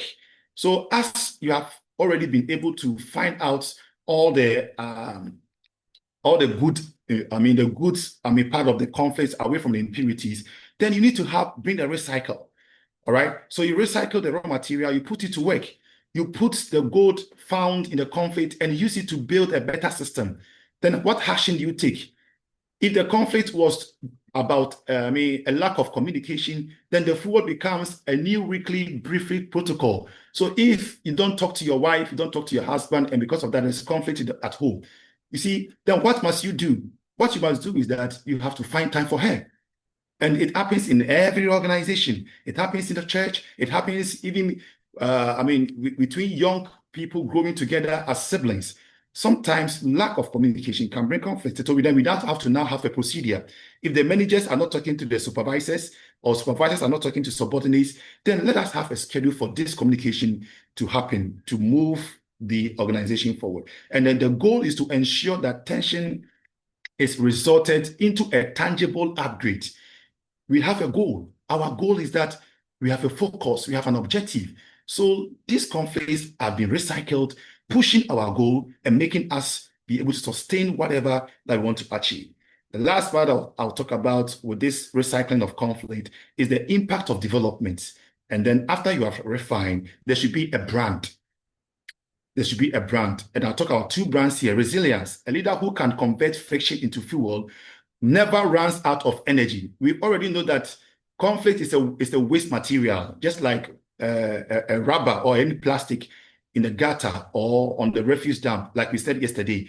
So if conflicts are waste materials, it means that there are many conflicts. If you have many conflicts, you have many waste materials. And so if this can be now turned into fuel, then it means the many conflicts we have, the many fuel we have, and the many substances we have to be able to push the company or the organization forward. So a leader who can convert the friction into fuel never runs out of energy. And the more challenges they face, the more fuel they have to grow and they have for compassion to move. And then you become a leader of legacy. You are not only remembered for the peace that you keep, but you're also remembered by the issues that you were able to avoid. You're also remembered for the progress you made by resolving difficult and then challenging conflicts that you tend to move up your organization. Now, as I bring my session to an end, what I want to say is that we need to observe, we need to acknowledge friction, we need to discern as a leader. That's a virtue you have to get. You need to analyze. The phrase is you have to extract the truth, filter it. There should be objectivity as a leader. You need to repurpose and then implement the solutions and then be innovative in conflict management. And also, the very best thing that I want us to all know is the acceleration, where the burning fuel will cause us to drive our organization with speed. So I want to say that when you are having conflict in your marriage, in your organization, in your company, it is a way of accessing more fuel. God is giving you fuel for speed. So friction to fuel, fuel for speed. And I think I'll bring my submission to a close. Thank you very much for giving me your ears. Thank you so much, Ambassador Pastor Alexandra Boten, the World Speaker of IPSPJ. and also the president of Ghana for IPSPJ and Yes You Can International. Thank you so much for sharing with us this valuable topic on conflict resolution. We appreciate you. Before, you always use slides, maybe because it's another platform. During your anytime you present also, I'm sure the Yes You Can International are wondering why is he not using slides today. But it's okay. It's okay. We all understand it. We understand that we are all relaxing. So, and this is not our own Yes You Can. This is a international parliament for safety, peace, and justice. So we have to control ourselves and be, they give us the space. So we don't want to misuse the chance given to us. So, and I believe that is what has happened. Okay. May I say that we will continue calling our great leaders to speak, but please, anytime word president joins, because it's been having this problem since morning, since 10 o'clock. So anytime president open his camera and joined, anybody that is speaking at that time, I'm apologizing in advance.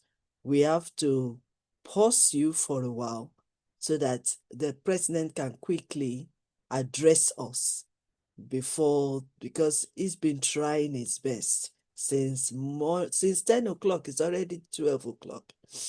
And we don't want to miss the words of the day from the world president of IPSPJ. On this note, I want to appreciate my mentor just joined, Senior Professor Charles. Thank you for joining us.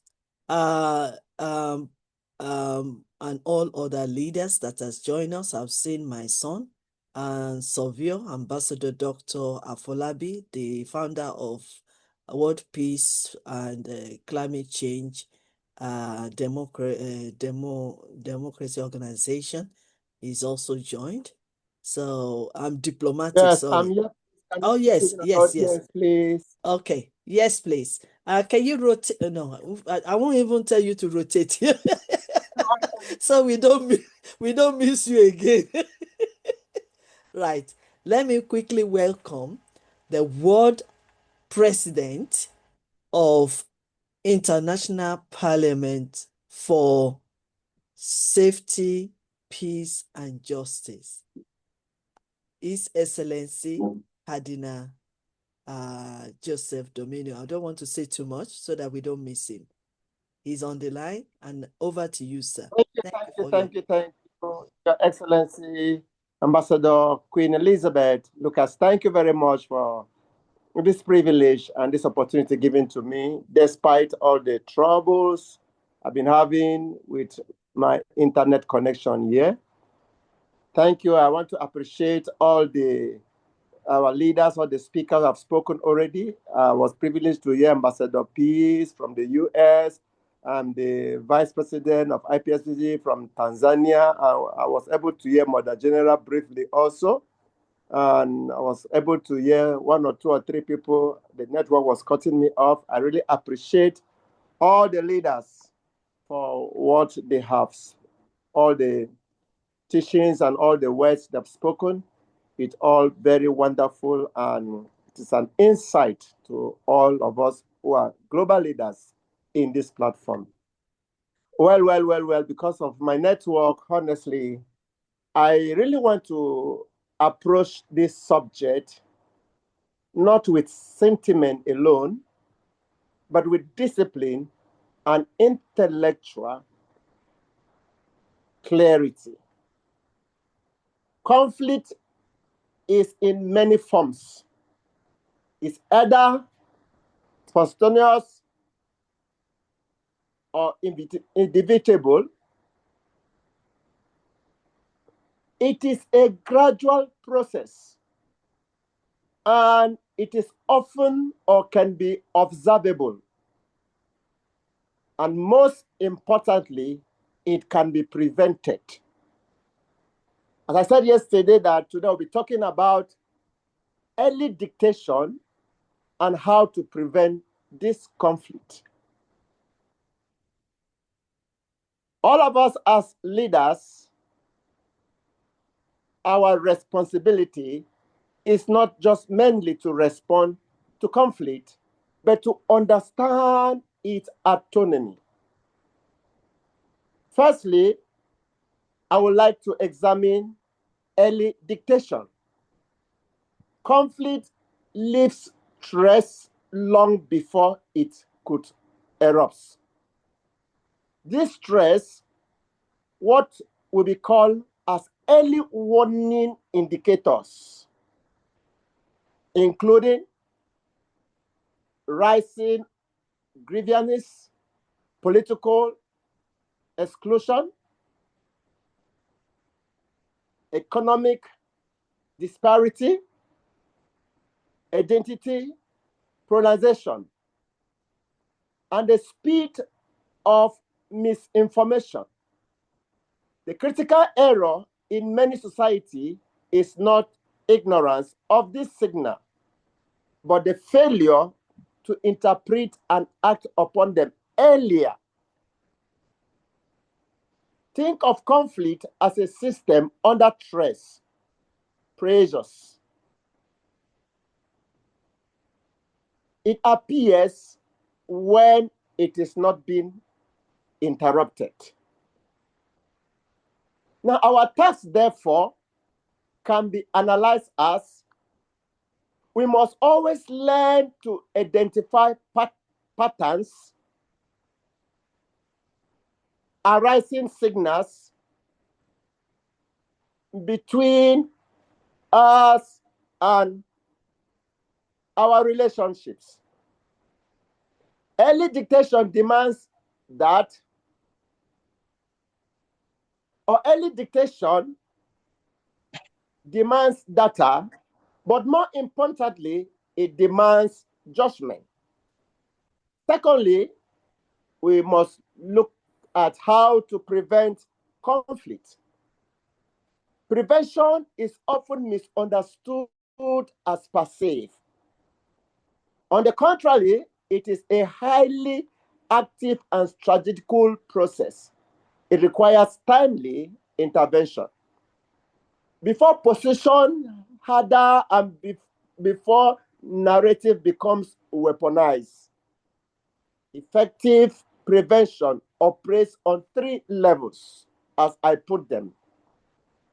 At the structure level, we address root causes, which are injustice or lack of access to resources due to the individuals.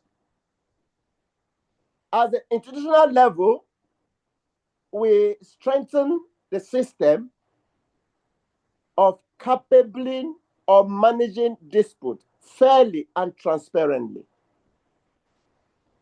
And at the social level, we must try to promote dialogue, trust building, and inclusive participation. Preventing is not just a single action. It is a sustained commitment to stability.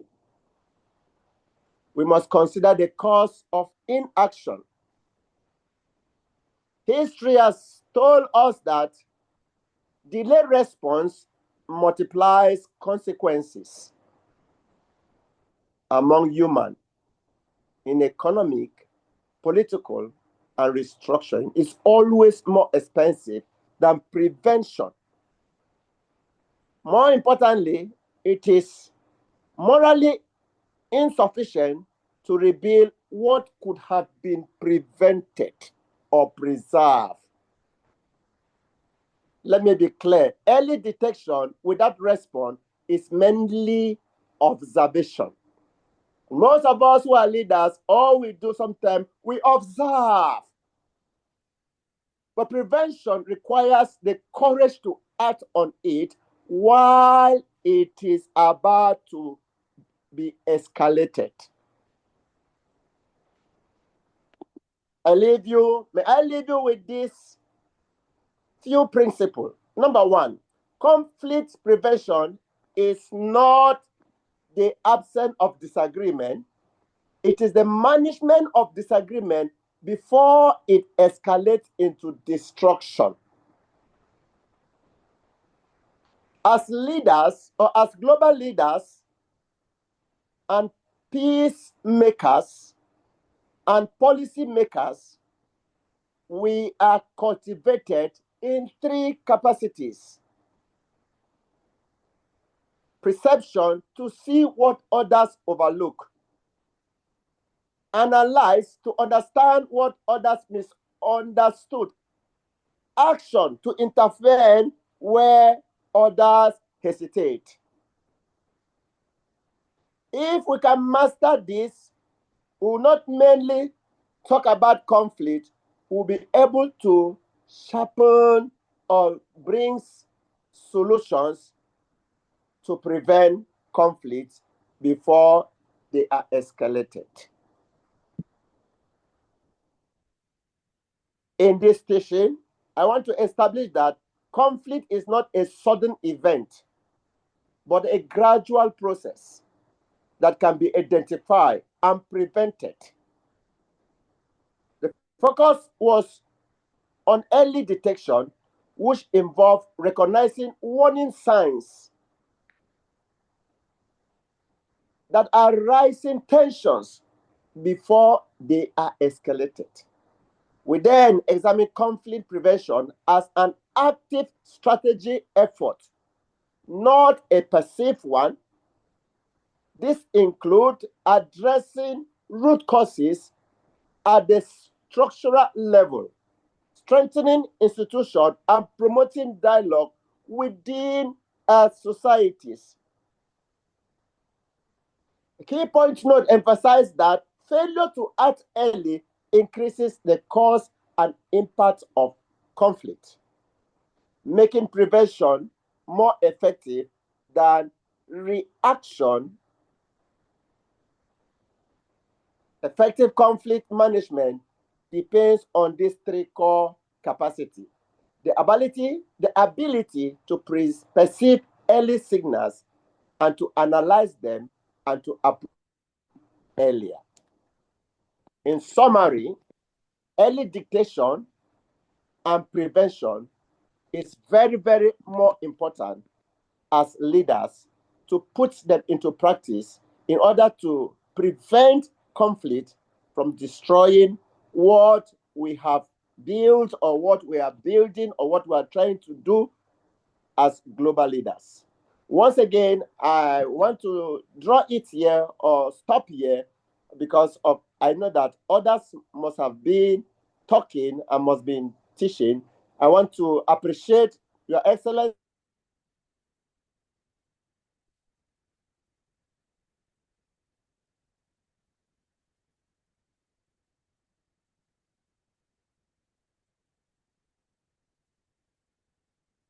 Yes, we want to give a clapping ovation to our world president. After all those, I mean, you can see he's already finished his message, a powerful message to us all. And despite the fact that the internet is still disturbing him today, but we've really learned from his word of wisdom this afternoon. So we really appreciate him. We appreciate his leadership. We appreciate everything that he has taught us. I have some my notes as well, and I'm going to be watching the video again and again and again. So on behalf of Y.Y.C.I International, we want to say thank you, sir, for collaborating, for allowing us to collaborate with your organization to host this diplomatic relationship masterclass and conference. Thank you, sir. On this note, I'd like to quickly move on to call on Professor Dr. Ambassador Mary Mia from South Africa, one of our presidents of Y.Y.C.I International. Over to you quickly. And I want to believe that Ambassador Dr. Samina Evelyn is still with us, and Ambassador Bola Tito is still with us. Okay, over to you, quickly. Thank you so much, ma'am. I greet you all in the universal greeting of peace with blessings. Always a pleasure to be with you. And I say special thank you to IPSPJ and, of course, the president who was just with us for allowing us to be a part of this program. It's very important for us to come together, especially as leaders, when we want to talk about peace and conflict resolution. But more than that, I think it's for each one of us to take away from what the others are saying so that we know how to make those changes and implement them. The action is becoming more important than just the word. So thank you so much, ma'am, and to everybody who is here. I must acknowledge what our Archbishop had said earlier about the importance of respect, patience, and understanding, because that together with the peace, love, and unity is how we're going to build our humanity together. So yeah, that was very important. But I want to just start by asking very quickly questions to everyone who's watching this and who is here. Peace, if you have to talk about peace, are you at peace with yourself right now as a person, as an individual, no matter what your role may be? And you're not going to answer me. It's just something for you to think about. And what in your community or in your home or in your environment or wherever you work is peaceful for you? And if not, what are the triggers then that make you feel conflict within yourself? What are the triggers that are around you in your community area that are creating conflicts with people? And I ask this purely because if we don't bring it home to understand what these concepts mean, how are we going to ever sit at different leadership roles in the world to make a difference there? Because right now there's many things that are happening across the world that show us the wars, that show us the footage, that show us everything that's happening about conflicts. And resolving them is what we have to talk about and how. But to do that, I'm just going to talk very quickly on 6 brief points. The first is when we talk about peace, we must understand that there is negative peace and there's positive peace. Okay? The negative peace is almost like if you have 2 children who are fighting with each other in your home. And you're going to say to them, go to your rooms, both of you. Okay? Both of them are it's now quiet in your home. They've both now gone to each of their rooms. So you suddenly have this level of quiet in your space. But is there actually peace? All there is quietness. So there's the negative peace because the hate or the animosity between those 2 children are still there. So the positive piece would be when I actually try and find out the reason that fight even started. And then use some skill as to how we can create a peaceful environment between them, for themselves, with each other. So now they're going to start to share their toys probably fairly. They're going to start to trust each other again. That is the positive sense of peace. And the takeaway from what I'm teaching you here with the negative peace and positive peace is stopping the bullets against each other is only step 1. There's further steps to that. There's steps about fixing what are the rules that are unfair. There's steps to how are we going to curb the poverty. There's steps to why is there even the hatred between these people. And without the step 2, the step 1 is going to not work because the fighting will keep coming back. So you're going back into the circle. Okay? The second thing I want to talk about is conflict in itself. When we know there is conflict there, because we know there's conflict there, it doesn't mean there is failure there. Conflict needs to be perceived as data, as a source of information. And that is that fights don't happen for no reason. Wars don't happen for no reason. Whatever those things are that creating the conflict is actually giving us clues. It's giving us information. It's a database for us. It's like smoke. If I see smoke somewhere, I know somewhere there is a fire. So, for example, if you have farmers and you have herders and they're constantly clashing with each other, that clashing is actually information for us, not the actual data that we need to use. We need to look at what are they teaching us. Is there maybe an issue? What need between those farmers and the herders is not being met? Instead of who's the bad guy, we need to look at what is the bad. Like our pastor had just said, it's not we have to look at this and fix what is that need before the fight comes back again. The third thing I want to talk about is what I call a conflict trap. When we have to talk about people and wars, unfortunately, the one bad truth is that there are some people who benefit from a war, especially when a war seems to last a long time. There's somebody benefiting, whether it's a monetary gain or whatever, But there are some people that actually start to make money and gain more power through the conflict that keeps going on. For example, if you have a warlord in a specific area, right? In that area, if a warlord exists and he charges people a specific fee and makes a roadblock happen, you can only get through to that specific area if you pay that fee and that warlord is getting money. What happens if some people come together and they create peace in that area and decide they want to move and remove that roadblock? Do you think that warlord's going to be happy? No. He's going to want to create more conflict in the area or create something that's going to keep benefiting him, because if peace comes, that warlord's income is going to die off. So he needs to keep starting new fights to keep himself in business. Now, if you use that as a mentality to perceive what war does, you're going to realize that to end a war, you have to very often give the war winner a kind of a new way to earn that money, so that they don't need to actually start to create more conflict. See things for what they actually are. Because when we want peace, we want it holistically, not just part-time. That's the key. The other thing is, and I've seen this across the world right now, and many of us will know this. There's a concept about identity versus your sacred value. And for me, it's key for us to understand that some things in this world are not for sale. Some things about us and our beings are not for sale. People around the world, some of us, will not trade anything for money. We will not trade a thing for land. We won't trade a thing. There's no deal to be made with certain concepts that are value-based. So telling someone, I'm going to pay you if you're going to give up your faith, I'm going to pay you because you need to give me your land, is going to backfire, because that person is not prepared to sell themselves for that. They're not prepared to sell what they have been given as a birthright. So we can't keep thinking we can buy our way out of conflicts, because sometimes you need respect. It warrants apologies. It worries shared control maybe over trade, as opposed to just giving one the upper hand over the other.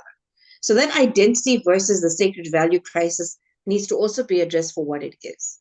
The fifth thing I want to talk about very quickly is that justice versus peace. You have to ask ourselves, what comes first? Because to stop killing people fast, you might have to make some deals with leaders who are bad. And if bad leaders seem to get off free with what they've done, how will the victim then feel? Will they not feel betrayed? Will they not feel like, oh my, they've done so much of harm, but they got off scot-free? And I'm talking from a South African perspective, okay? In South Africa, we know we had apartheid. We know exactly what happened then. But in South Africa, we said, tell the truth and get your amnesty. It wasn't the perfect justice, but it did stop a civil war from happening, which would have cost us a lot more. So at some point, we need to understand that too much punishment too fast makes a war keep going. It doesn't bring it to a stop. And sometimes the no punishment at all means that the peace is not going to last, because people are still harboring within them what that pain and conflict is, because they haven't had a means to deal with it. Okay.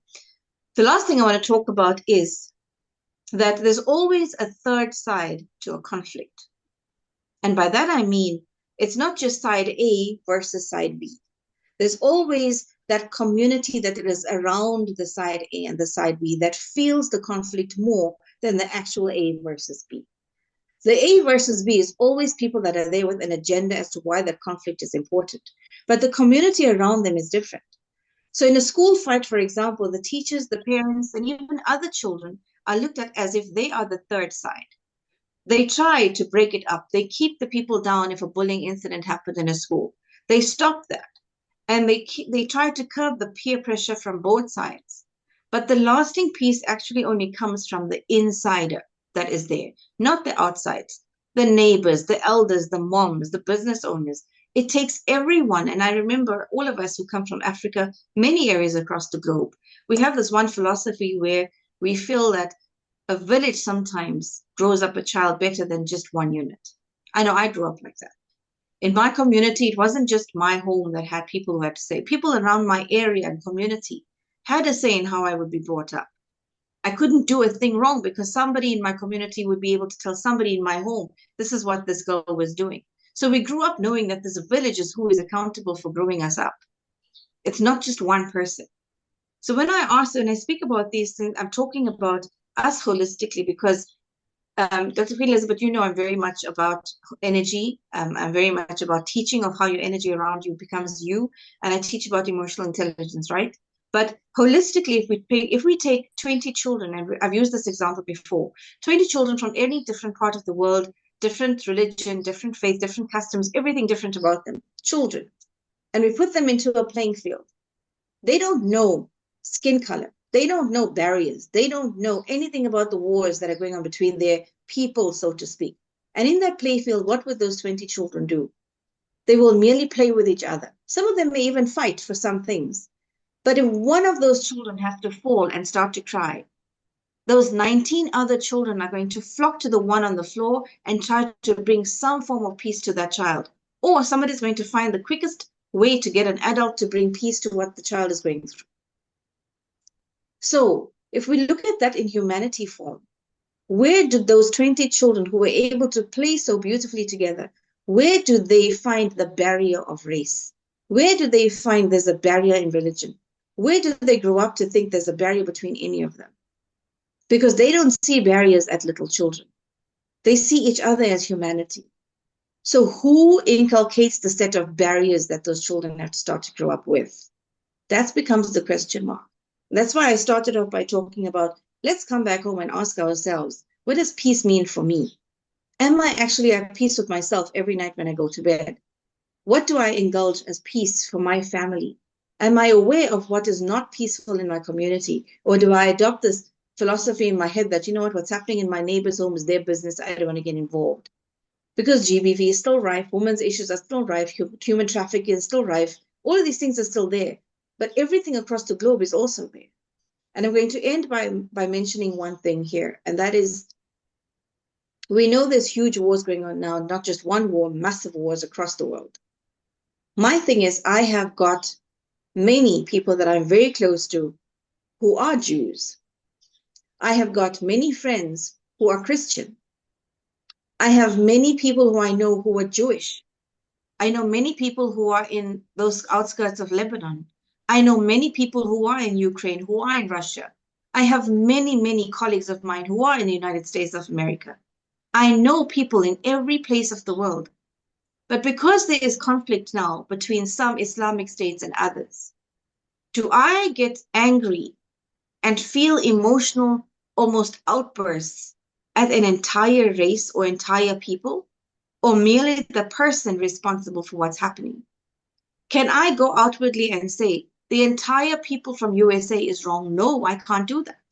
Can I go outwardly and say the entire people of Israel is wrong? I can't do that. I have people who live there that are going through pain and anguish that wish this was not happening. I know people in Israel on the ground who wish this wasn't happening. People in every war-torn area do not want war.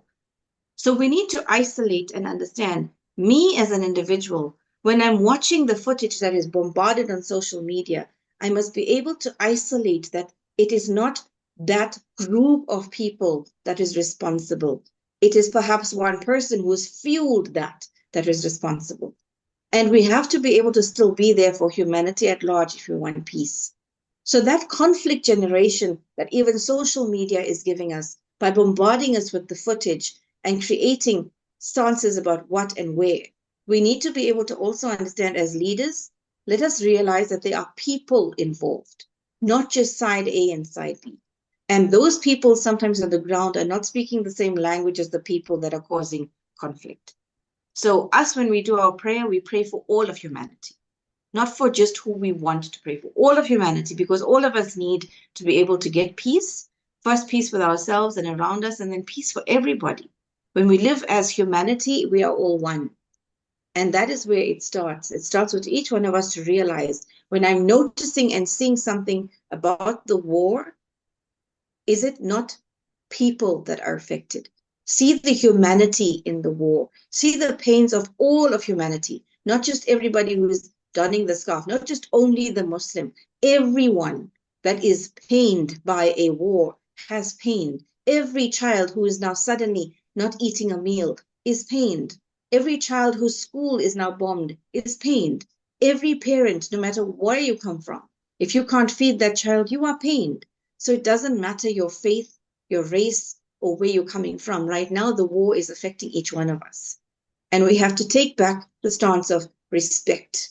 Like the Archbishop said in his cue, he said, respect is key, patience is key, but together with that, we have to understand each other. And for me, the number one is if I respect myself and I know my intrinsic values, then I will respect the next, and I will definitely understand and respect the values of the other, no matter what their faith or race may be. That is how we start to build peace. And then that is how we start to resolve the conflict, by asking the right questions, not the wrong ones. So thank you so much, ma'am, for having me. And thank you so much to, of course, IPSPJ for us coming together. And yes, like ma'am had said to Dr. Peace Amber, I think we should have more of these discussions so that we can bring about what we can work with in our communities to make sure it works. Thank you, ma'am. Thank you so much, Professor Dr. Ambassador Mary Mia from South Africa. You've really shared with us from your heart, and we really appreciate it. And I believe that we have a better understanding for us to be able to apply it. I like that keywords that says, in respect of this war going on in one area or the other, it's affect the whole world. And that is how we need to be taking it. That whatever we are discussing, whatever whatever we are discussing, whatever we are learning, we need to apply it, because it is when we apply it to our society, in our organization, that it will reflect the world. So thank you so much for joining us and sharing with us on this glorious platform. Okay, we need to move on quickly. I also want to still appreciate all our leaders on this platform. Please open your camera so that we'll be able to call you, because we've got some people and we didn't see them.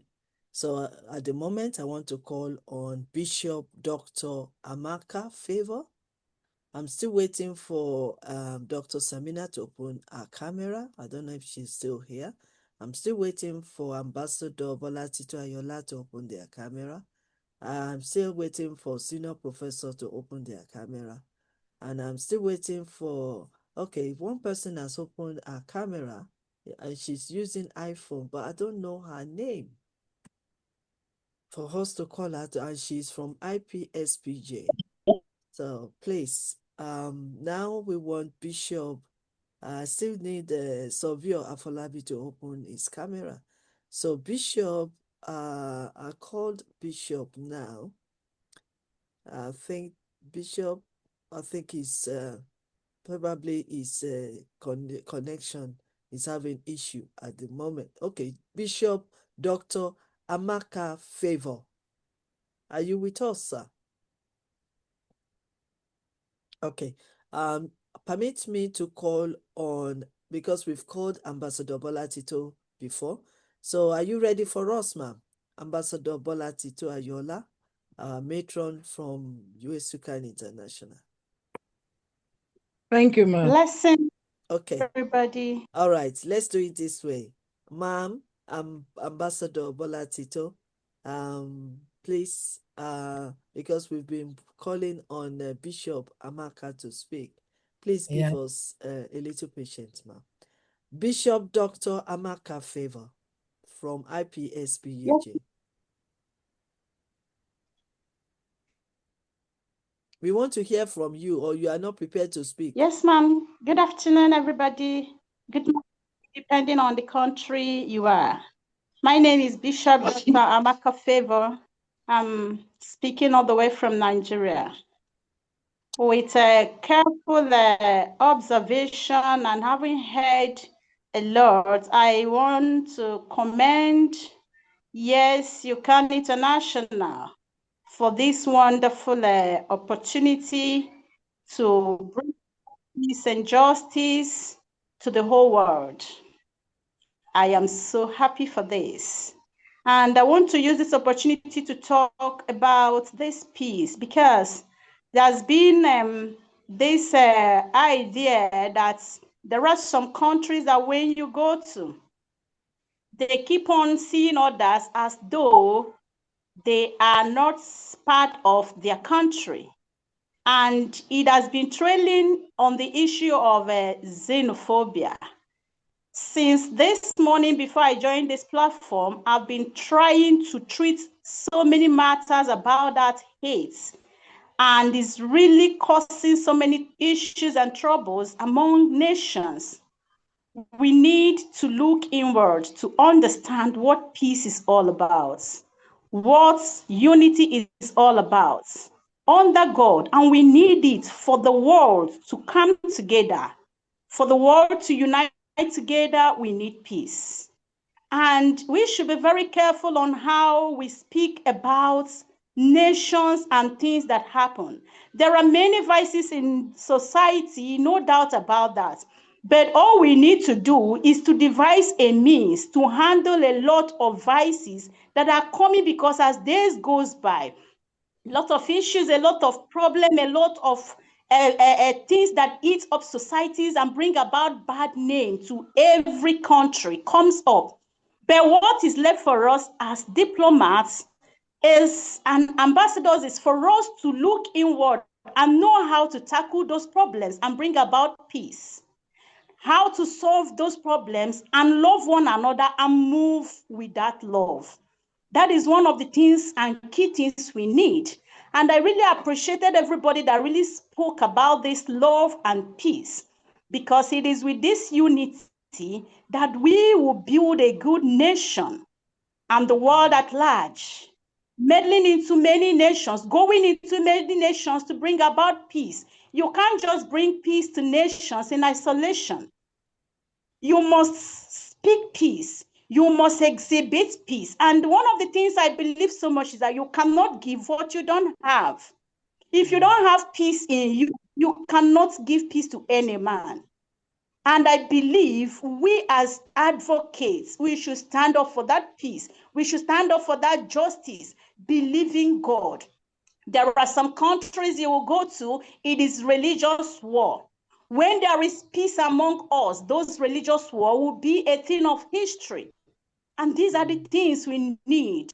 The body of IPSPJ is a very wonderful body, and I believe moving this way, it will bring about unity among nations, peace in the whole world. Thank you very much for having me, and I'm so happy to be part of this. God bless you. God bless you. Thank you so much, Bishop Dr. Amaka Favor. We really appreciate you on behalf of IPSPJ and also YYCI. Where are you from, ma'am? And what's your position in IPSPJ? Actually, I'm from Nigeria, just like I said before. I came from Eastern Nigeria. And also, I am just a member of IPSPJ, but I have a very great vision about ministers, their congregation, and their family in area of health. So I've been going about advocating that health of ministers, their family, and congregation is of paramount, high importance, because you cannot do anything without staying in good health. Yes. So that is why the body of IPSPJ is a great body for us to work with and bring about peace. As we are bringing about peace to nations, we are making sure that people in different nations are healthy while they go about their different tasks on daily basis. Thank you very much. Thank you so much, ma'am. Thank you so much, ma'am. Okay, we need to really quickly move on. Ambassador Bolatito Ayola is ready for us. And after Ambassador Ayola, we will call on Dr. Sabina Evelyn. Over to you, ma'am. Good afternoon, ma'am. Ambassador Mrs. Bolatito Ayola is also one of our matron at Yes You Can International. And she is from UK. Yes, ma'am. Yes, ma'am. Thank you for the opportunity to speak today. And I want to say good afternoon, good morning, and even if it is evening, wherever we are all coming from today, all the great leaders in the house, I salute you. In actual fact, I've learned a lot as usual anyway. And I've taken so much notes. This is a very sensitive topic. It appears very simple, but in all honesty, it is what happens in our daily life. Conflicts. Conflict is what I would call an inevitable occurrence in our lives. Before we go to global, from our inner houses, from our organizations, from companies, from schools, from the government establishment, conflict is just inevitable. It forms part of our relationships. It forms part of our daily living. But when conflict is no longer resolvable, it becomes a war. When it is no longer resolvable, it becomes a battle. So there has to be a difference between conflict and war and battle. When it escalates to bombing and other things, then it becomes a war. It is no longer a conflict. So one of the characteristics of conflict is it has to be resolved. It is resolvable because it happens every day, every day, every day. And that is why we are human beings. Because you have to see things that you have to resolve, that you have to tackle every day. And that thing is called conflict. But before we now talk about conflict between two individuals or organizations, the conflict within ourselves, within me, how do I resolve it? If I don't have peace within me, then I'm living a conflicting life. So for anyone to be able to resolve conflicts, that person must have peace as well within me. Peace means absence of struggling.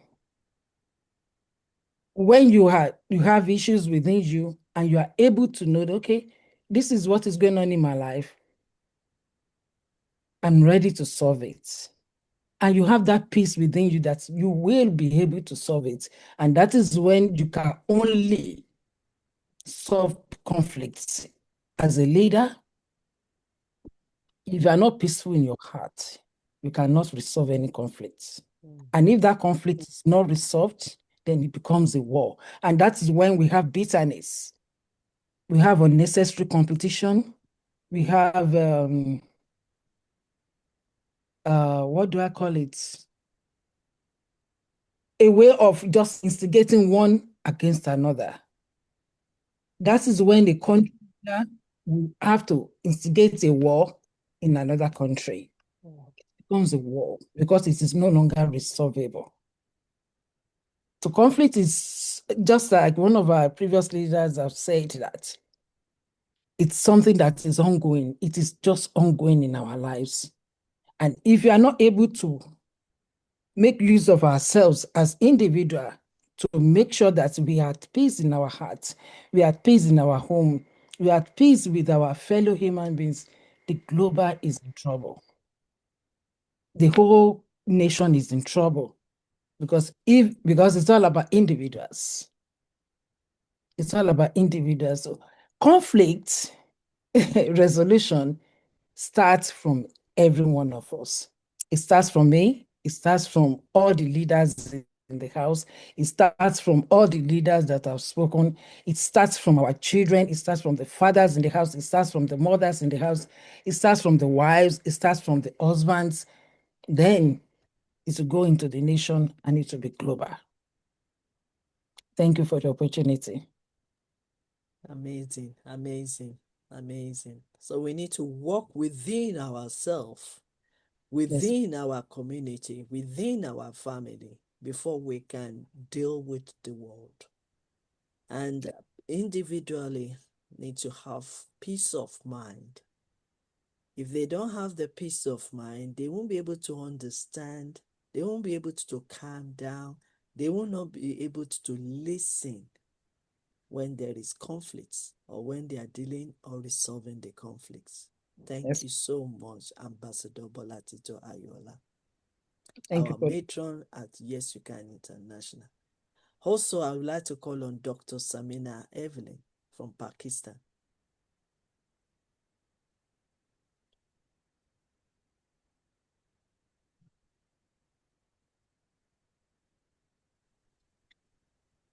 Thank you And so I would much, like, while Dr. Queen Elizabeth. while Dr. Samina is speaking, after Dr. Samina, I would like to call on Ambassador Uriel Justina Chineri to speak after Dr. Samina.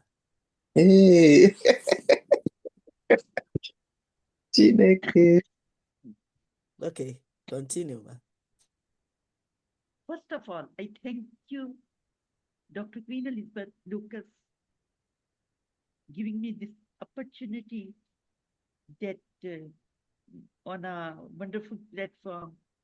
The theme is so good: diplomatic relationship, peace and conflict resolution. Diplomatic relationship, peace and conflict resolution. Its introduction: diplomacy is the art of managing international relations through negotiation. Peace is not just absence of war, but its presence of justice and cooperation. Conflict resolution focus on reducing tension and finding sustainable solutions. What is diplomacy? It's a tool by states to communicate and negotiate, prevent conflicts, and build cooperation. Include dialogue, treaties, alliances, and negotiations. Concept of peace: positive peace, justice, equality, harmony. Negative peace: absence of violence or war. Sustainable peace requires long-term strategies. So understanding, awareness, what is conflict, how we can, how arise conflict, and how we can manage resolution. Conflict arises from differences in opinion, differences in interests, likes and dislikes, values or resources. Types of conflict: political, economical, religious, social, cultural. So, conflict arises due to misunderstanding, competition for resources, power struggle, ideology, difference, historical grievances. We need peace. So conflicts are very, very common in society. We should need harmony, mutual respect, flexibility, tolerance. Causes of conflict: miscommunication, power struggle, resources, ideological differences, historical grievances, and we should use these methods. First of all, we should negotiate, and mediation, arbitration, reconciliation, and dialogues are peaceful methods used to resolve disputes and conflicts. Role of diplomacy in conflict resolution: prevent escalation of dispute, encourages peaceful dialogue, build trust between nations, facilitate agreements and treaties. We should use patience in listening. We should celebrate happiness with each other, encourage others, support others, give care to juniors, younger, and seniors.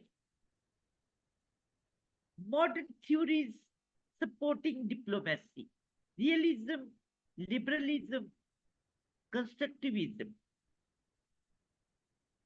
So, according to biblical perspective of peace, blessed are the peacemakers.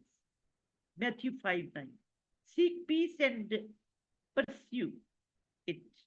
Psalm 34, verse 14. This is the Psalm of David. So David said that seek peace and pursue it. Emphasize forgiveness, reconciliation, and unity. So, how much flexibility, tolerance, respect, obedience, harmony is needed? Jesus said, love your neighbor as yourself. Love your enemies. If you are making any difference, don't expect that you are obeying Lord. Jesus is Prince of Peace, and he said his teaching is love your neighbor as yourself and also love your enemy. So we should do this. Not only love our neighbors, but we should love our enemies. Peace. So challenges to peace and diplomacy, political instability, lack of trust, inequality and injustice, external interference and recommendations, strengthen diplomatic communication, promote education and awareness, encourage international cooperation, develop conflict resolution skills. So, if we want peace, how can leaders promote peace? Leaders promote peace through fairness, dialogue, empathy, cooperation and commitment to justice and human rights. Trust. What is the importance of trust in diplomatic relationship?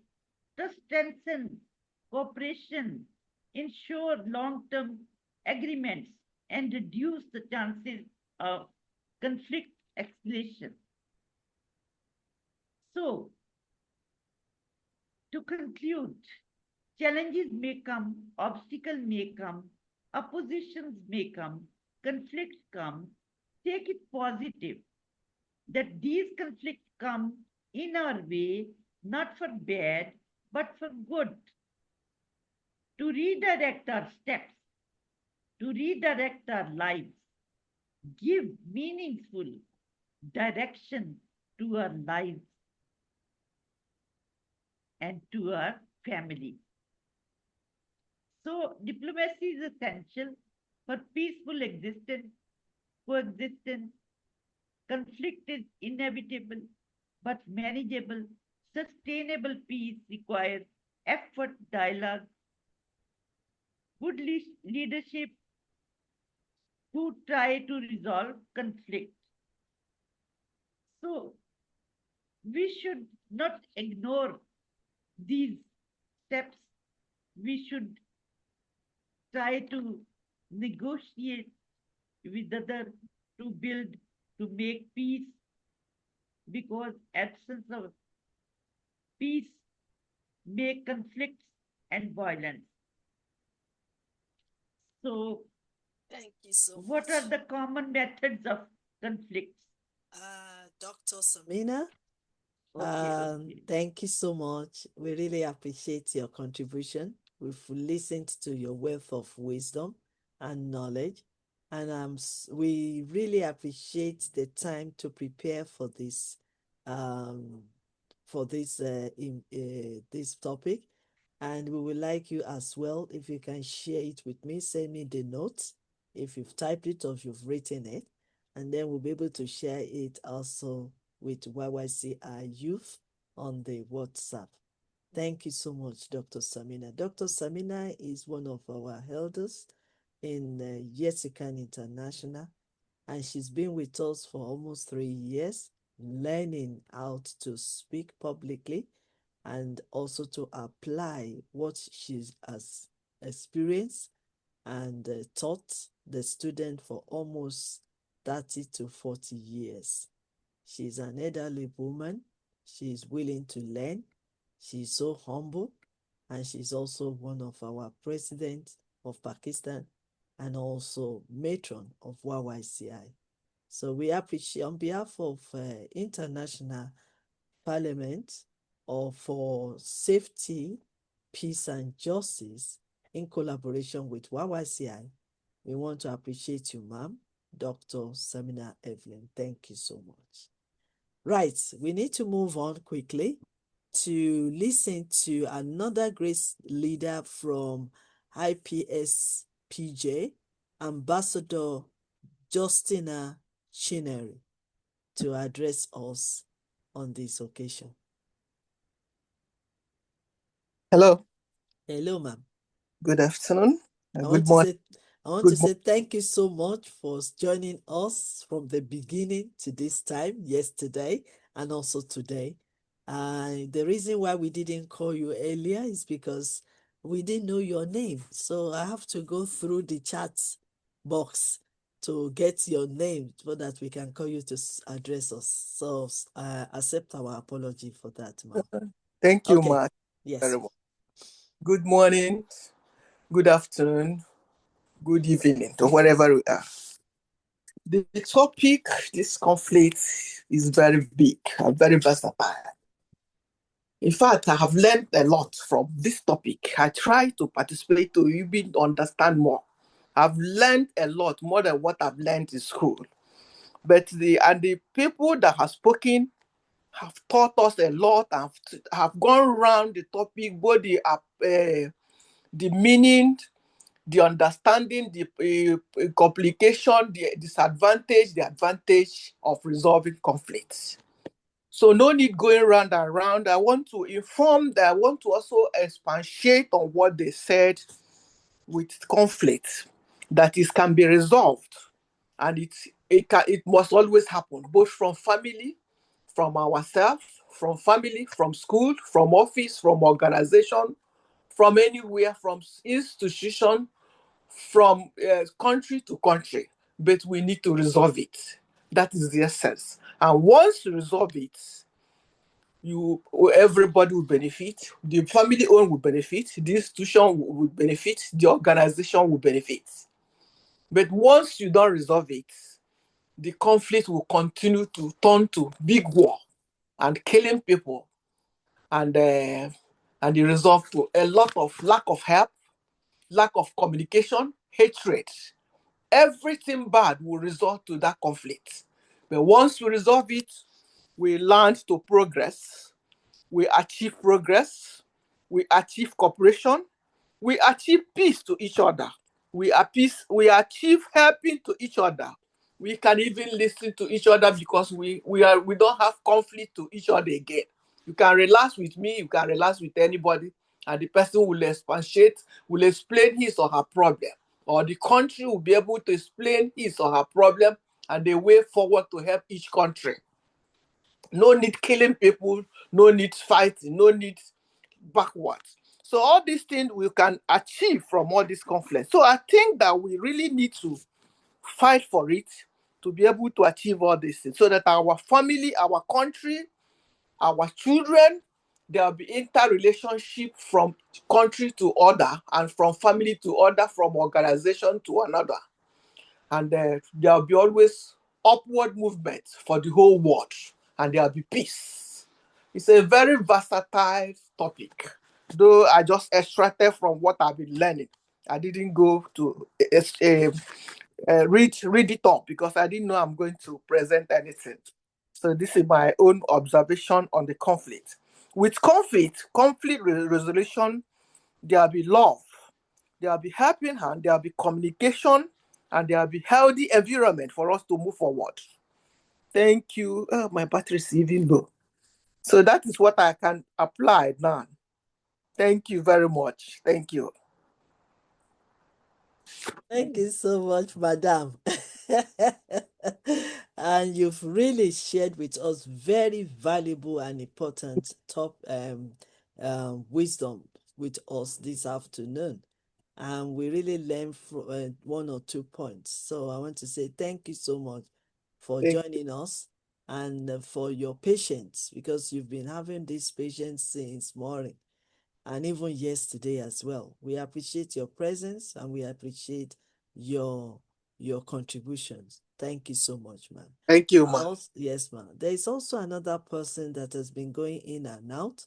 I think it is because of the connection. Many people will love to join this masterclass, but the connection is really affecting them. I thought it would be even be much better today because not everybody will be sitting down for this, sitting down for internet. But I think the more we use internet in the whole world, the more we receive the more we receive, we are facing challenges. But we will still continue. And by the special grace of God, in few minutes, we will end this program for today. I believe that the person I'm talking about, I was referring to is Izechukwu Amaka, Ambassador Izechukwu Amaka. As you just quickly joined, can you address us quickly before this problem of security? I mean, of this connectivity. Can you quickly share with us, Ambassador Izechukwu Amaka and Ambassador Madim Taki? All right, if they're still having that issue, we'll be waiting for them if they are free to share with us. I believe I have covered many people today because we still have amazing ones. Okay, Ambassador Adesoji, you want to say something quickly because I need to bring in my mentor to share with us. Ambassador Adesoji from Brazil, Ambassador Basi Mutiela from Kenya, any other person, Ambassador Savio Dr. Afolabi from World Peace CCDO. Are you ready to speak to us? Okay, while we are waiting for them, I would like to welcome, okay, Ambassador Adesoji. Thanks, man. Just the network just, I think the Yes, I network. understand. Yes. Um, all protocol duly observed. I really want to thank everyone who is seated here. We want to thank God for the grace and the opportunity being given to us. We started this program yesterday, and today we are still on the same matter: peace and conflict resolution. Well, how do I time my own peace to be?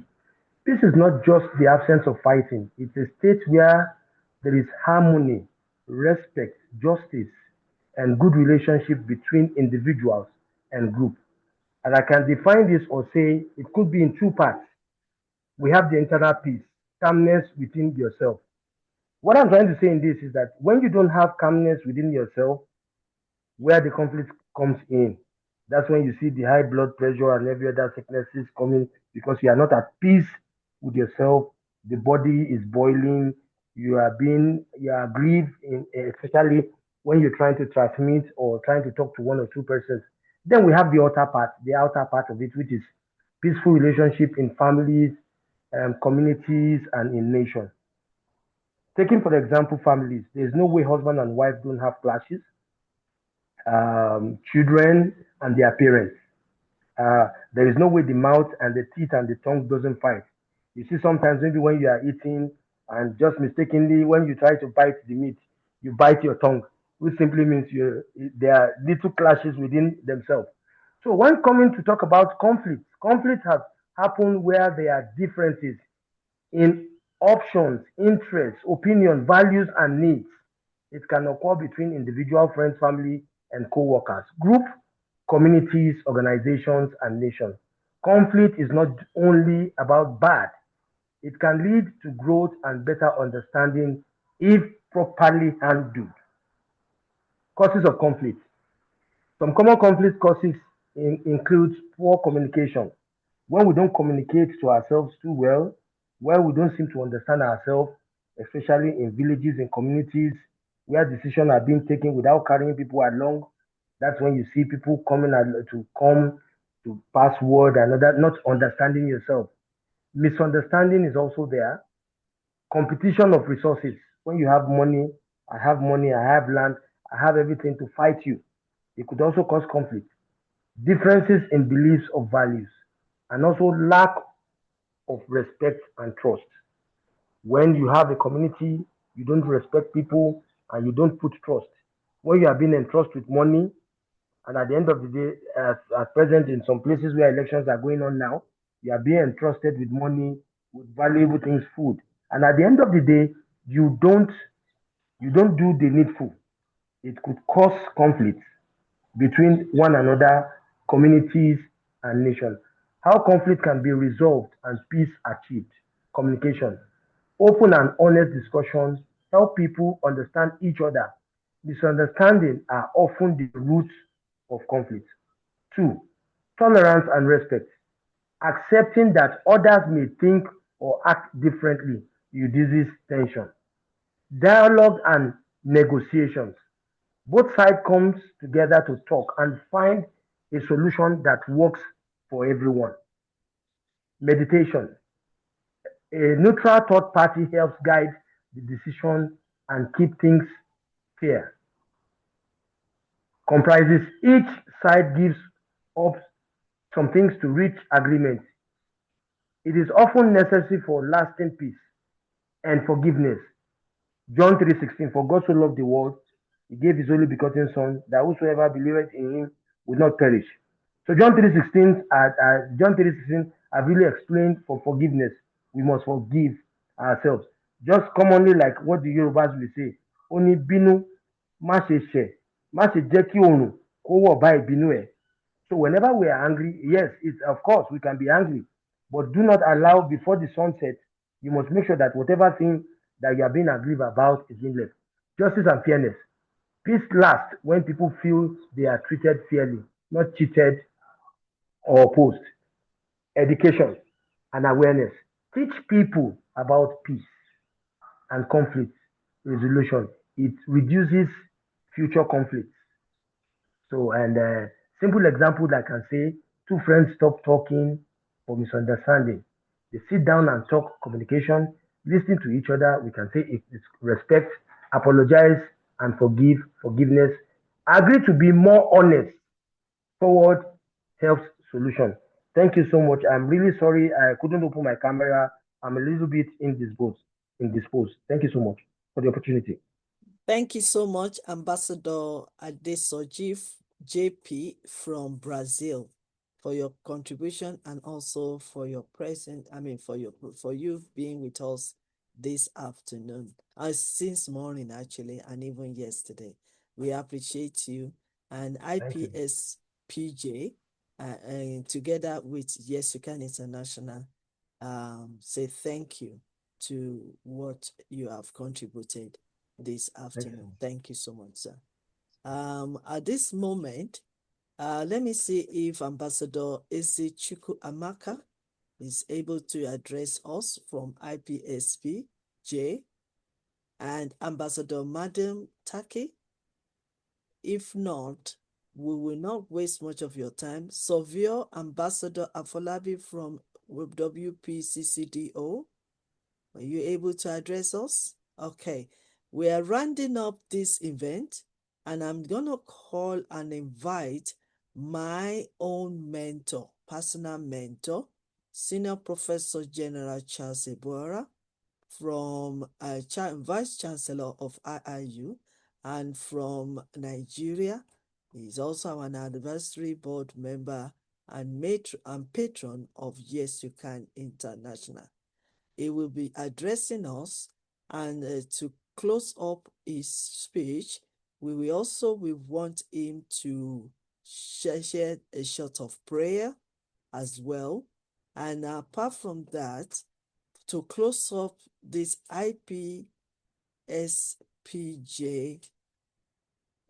diplomatic relationship masterclass, which we've been discussing on peace and conflict resolution, we are privileged to have World Mother of IPSGS on the line. So she will be the one concluding this masterclass for today. So, but before Mama joins us, I would like to call on Senior Professor General Charles Ebora. Good afternoon, my dear sister. Good afternoon, everybody. Good morning, good afternoon, and good evening. It's unfortunate I won't be putting on my camera because where I am now, the place I'm with a lot of people. We're having seminar here, so I don't want to distract. Actually, we need to thank God we started yesterday. I need to appreciate everybody, appreciate all the generals, appreciate our dear sister who have been so faithful and so nice.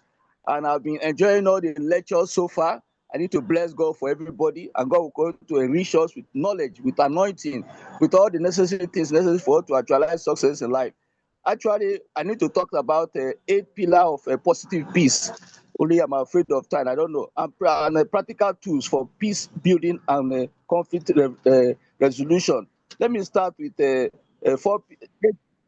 pillars of positive peace, of which we need it across the world. We need it. One, well-functioning government. Well-functioning government. Some items under it, we have openness and transparency, we have government effectiveness, and we also have estimate and rule of law using these indicators. Also, we have what we call a sound business environment. Sound business environment, which includes regulatory quality. We have financial institution index. Also have a GDP per capita. We also have the third one, which is equitable distribution of resources using the following indicators. What are the indicators? Inequality adjusted life expecting index. We also have education and income inequality. We have quality of opportunity. The fourth one, we have acceptance of the rights of others with the following indicators. Using the following indicators: gender inequality, we have a group grievances. We also have exclusion by social economic group. We have the fifth one, good relation with neighbors, using the following indicators: law of support, equal treatment of population settlements. We also have international tourism. We have freedom to trade internationally. And the sixth one, we have free flow of information. Free flow of information. The following indicators: freedom of the press, quality of information, and telecom infrastructure index. We have the seventh one, the high level of human capital, using the following indicators: share of youth not in employment, education of training, researchers in research and development. We also have healthy life expectancy. While the eighth one is the low level of corruption, using the following indicators. What are the indicators? Control of corruption and factionalized elites. We also have public sector theft. All these are very important. By the time all these are used, I'm telling us that there will be transformation, there will be peace. Why no peace? People are being segmented, people are being cheated, they are put aside. They don't have fear of God. That's why they are put in. The ultimate is having the fear of God. But I'm trying to break it in the standard of humanity. So we also have a condition necessary for peace. What are those conditions necessary for peace? There are 4 conditions necessary for peace building, most especially. We have a peace conflict prevention. We have a conflict management. We have a conflict resolution and a transformation. We also have a post-conflict uh, reconciliation. All this will be given maybe at the master class, because I can't be breaking it. Because I start breaking it now, time will be I'm just breaking it down so as to be able to consume the 10 minutes I'm going to spend. I need to thank God for that. And I want us to know, my dear, let's promote peace in our world today, right now, by embracing educational resources, be kind and direct compassionate feedback, and also bring a sense of mindfulness into your conversation, a sense of mindfulness. And also remember, names of people is beautiful way to show them they matter to you. Also pay close attention to language It will help fight assumptions that have become automatic in your mindset. Also, question yourself on how can I do more to promote peace. Also, we have listening intently. By being receptive to feedback, we can strive to improve through open dialogue and increase awareness, since we are not perfect. Also, using your voice for good, updating social media, writing letter to to policy makers, signing petition, voting and attending peace rallies, just like we are having now. These are key to act from a place of love. Also, we have perform a random act of kindness. Perform random act of kindness. You also have smile. Your smile alone will bring peace. And wave your hand, wave. All these are very important. Also reflect on gratitude. God has blessed you. Reflect on how God blessed you. Also, the nourish slow living. Nourish it. Slow living. You need to nourish slow living and do the right thing when no one is watching. Give yourself tangible reminder of peace. Always give yourself. By the time you keep on doing that, I'm telling you, peace will be. And everybody doing it. I wish many people are listening. Thank God it's a this thing. It's a recorded something which will be go around. By the time we have all this one, I'm telling you, there will be a lot of transformation. And people will, at least the Holy Spirit will touch, and everything will be well. Not like I said, practical tools again, in spite of using all this, there are standard way. There are a lot of ways you use. If one doesn't work, the other one should work. Practical tools for peace building and conflict resolution. They are the structured method for analyzing, for dialoguing, for intervention. They are designed to shift conflict from destructive to constructive outcome. We have what we look at the area of a mapping relationship, understanding root cause, fostering a dialogue between parties to build a substance peace. We have also conflict analysis tools, which includes the conflict mapping. We have a conflict tree. We have conflict wings. We have conflict sensitivity analysis. We also have 3 W's: who, what, and why statement, portal, which you use. We also have what we call under the conflict analysis tools.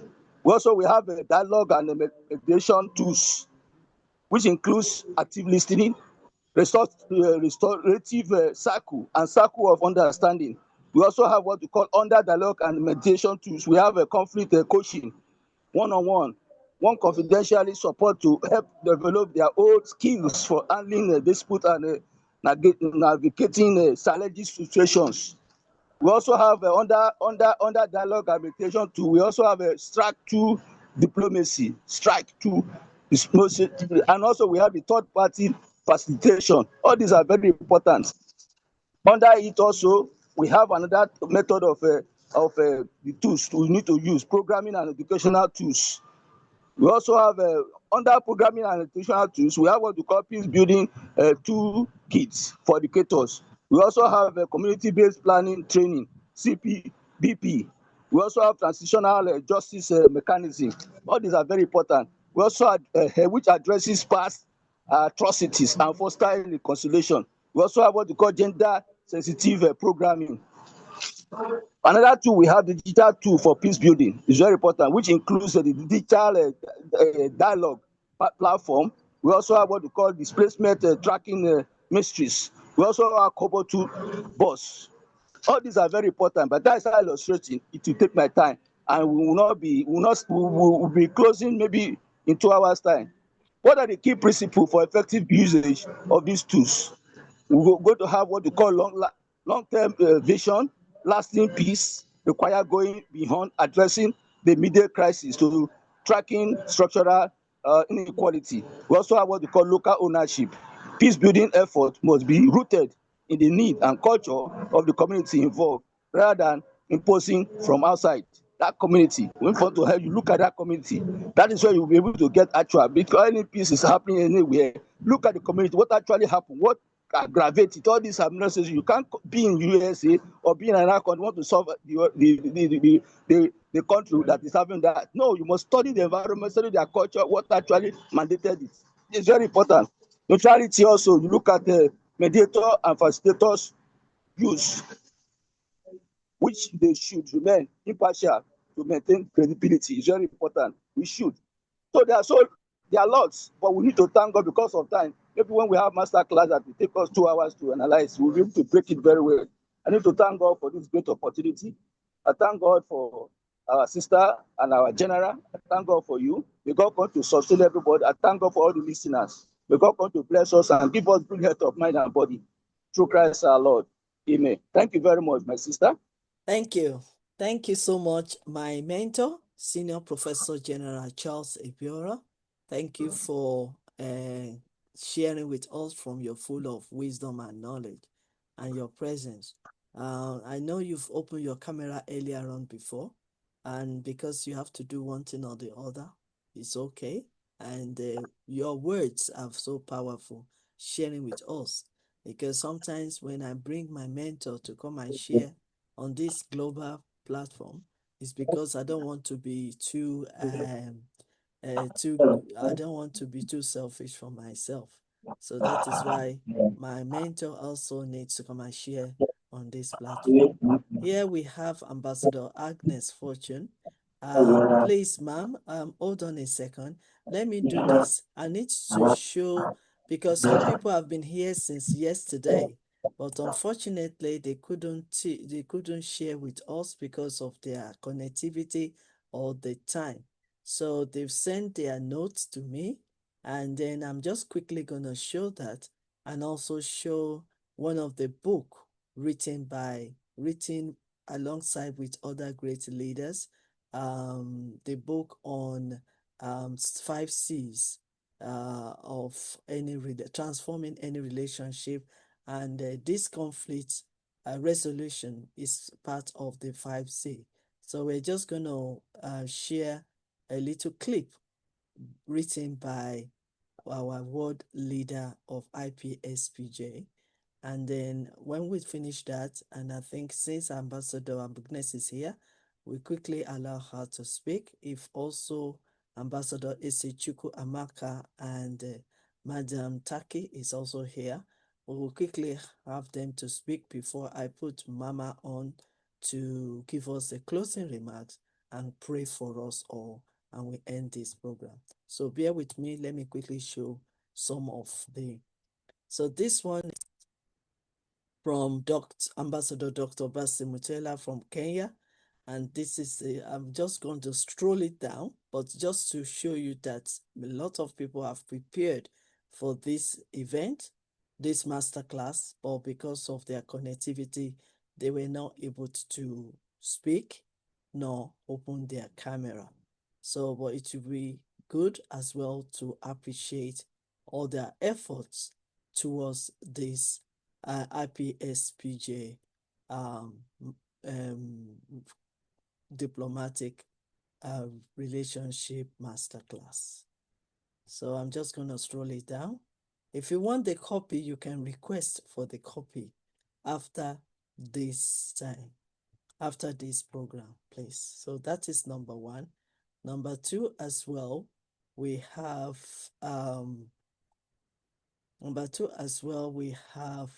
Ambassador Infon Ese from Nigeria. She also was here throughout today, but because of the connectivity, and she was also here yesterday. So she also prepared herself for this masterclass, and she also spoke on conflicts. So if you can read through, that would be much better. So I'm going to show you that quickly. And if you need a copy of that, please request for it. Very important. Another one I want to show you quickly before we go is that of our World Peace Ambassador and World President of International Parliament for Safety, Peace and Justice. So let me show you quickly that one. Told you as well that he also has he's written so many books, He has written so many books, but he also collaborated. I'm talking about our Lordship Cardinal, Joseph Dominion, our world president of IPSPJ, has also contributed to this book on 5 C's to transform any relationship, which comprises of the world leaders of 108. We have bishops, we have even the former mayor of Dagenham and in Essex here in UK. We have him also contributed. We have all our royal family. All these are our leaders in YYCI as well as the world leaders. We have Bishop as well. So this is his own contribution. And I think because we are speaking on this conflict resolution, I think it would be better to also share with you his own contributions to that book on this. So this is his contribution. If you also want the copy, I will advise you to grab the whole book. You will enjoy reading it and learning from it. So this is his own contribution, and I believe it is appropriate for us to share this. I mean, he spoke to us today, and I'm thinking he has also spoken on this conflict resolution. So it is also important that we share some of his program as well, and for some of his speech or his contribution to that book. Firstly, before I now, because I think we've come to the end of this 2 days masterclass. This has been arranged and organized by one young lady who happens to be appointed as the Global Director of Education and Training for International Parliament for Safety, Peace, and Justice, in the name of Elizabeth Lucas Afolalu. And I do not take this for granted. I'm always committed, even though I'm very, very busy, but I like to be committed to any appointment given to me by the special grace of God. So I want to express my gratitude now that I know that World Mother of IPSPJ is still in our midst. I would like to show my gratitude for giving me that opportunity to organize this masterclass. It's not an easy way. It's not an easy road. It was a tough time. We've been planning this since last year, but I have to squeeze it in because myself, I have a program that I've been running on Y.Y.C.I International every month since January. And that has really occupied my time. And I'm also an author of many books. So far, so good. I've written and published almost 13 books since January this year, 2026.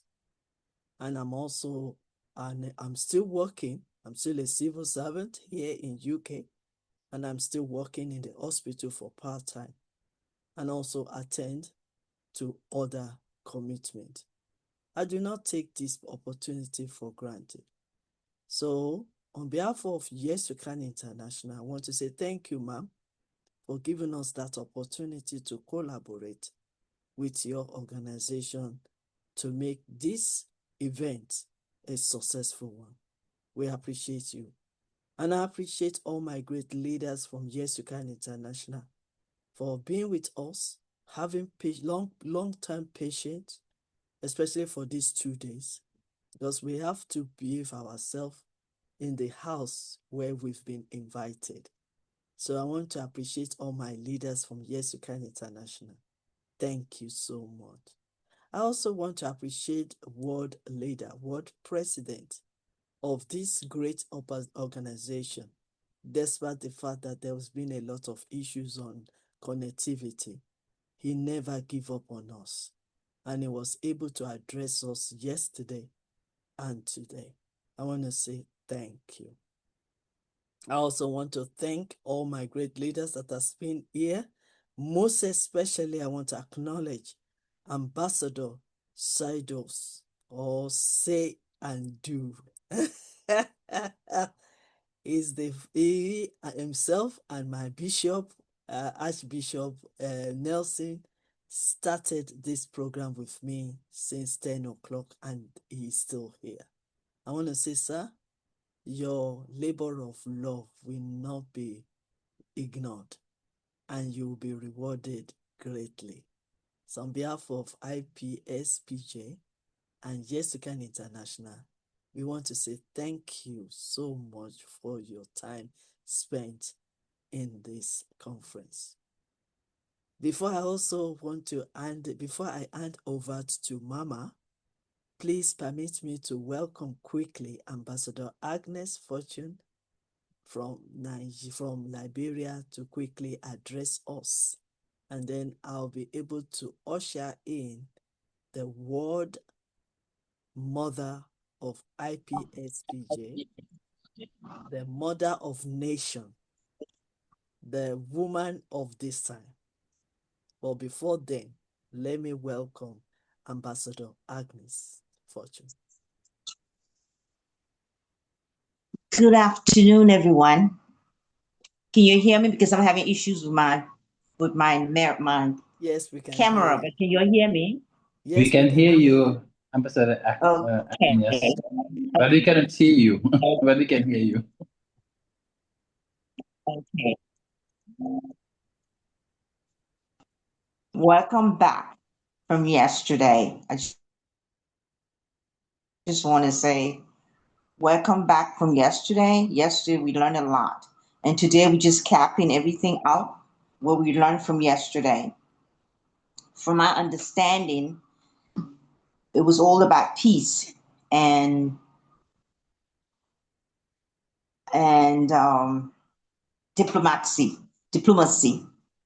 So what I've learned, I really takes it to heart. It was really very appealing to me that, like I said yesterday, we learned certain things, and today we just want to cap it out. Okay, yesterday we learned why conflict happens. Today we learn how to solve it, how to resolve it. IPSPJ and YYCIA did not bring us here to take notes. We are here to take action. First, completed the dignity conversation. I want to hear say three things to the continent. Okay? Now, when conflict is hot, we use 4 stages. 1, cool down. You cannot solve problem with hot. No peace strategy was ever signed by screaming leaders. 2, speak truth with respect and say, I felt the disrespect, not with you always. Number 3, find a common ground. Israel and Palestine, parents both they want safe kids, they want happy kids. So commit to action. Next time, we are all called before to accuse peace without a plan. It's wish. Learn you are diplomats. To my mentor, my sister in the UK, Palestine watching, use this. To my brother in a refugee camp in Jordan, use this in Brazil. You do not need title to be a diplomat. You do not need decision when you chose to apply online. Hate with dignity. You are doing diplomatic work. The next world leader is not the loudest in the world. It is the first to broker peace. So I need to stand up before here to just say to you, we need to repeat this. I will not be a standby to history. I will not be a bridge. That peace starts with me. Peace starts with me.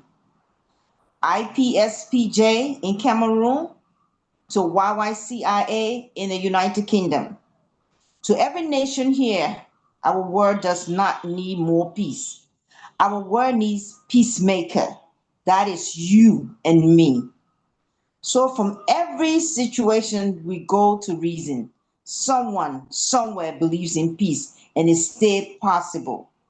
Because peace doesn't start with presidents or prime ministers, peace starts with people. Peace starts with us. So I just want to say thank you so much for this masterclass.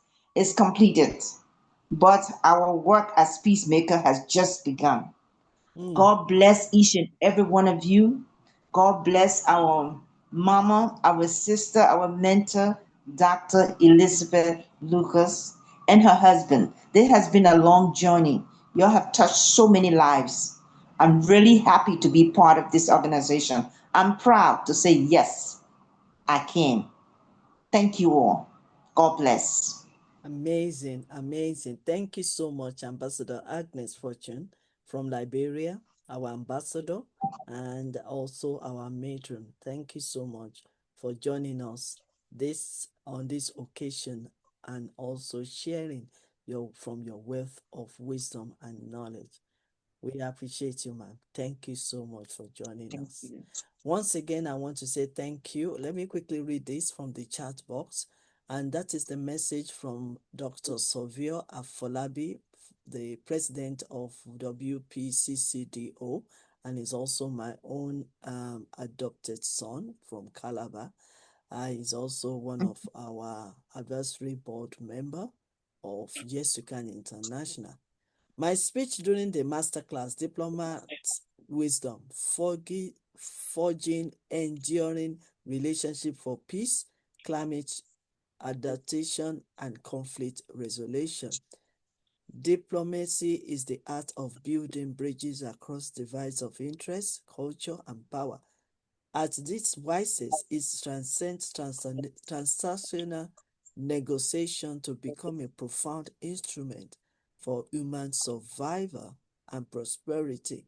Please read more about that. In the 21st century, diplomatic relationships stand as the essential foundation upon which peace is secured, climate adaptation is achieved, and conflicts are resolved. This wisdom is not abstract idealism, but a pragmatic necessity.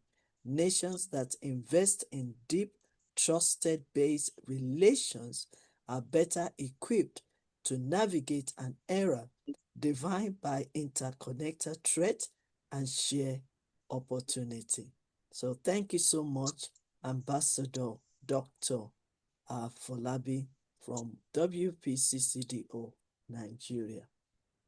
On this note as well, I want to quickly play the video of one of our key book so that we use that to encourage everyone and also to use it as a symbol of Yes, You Can International.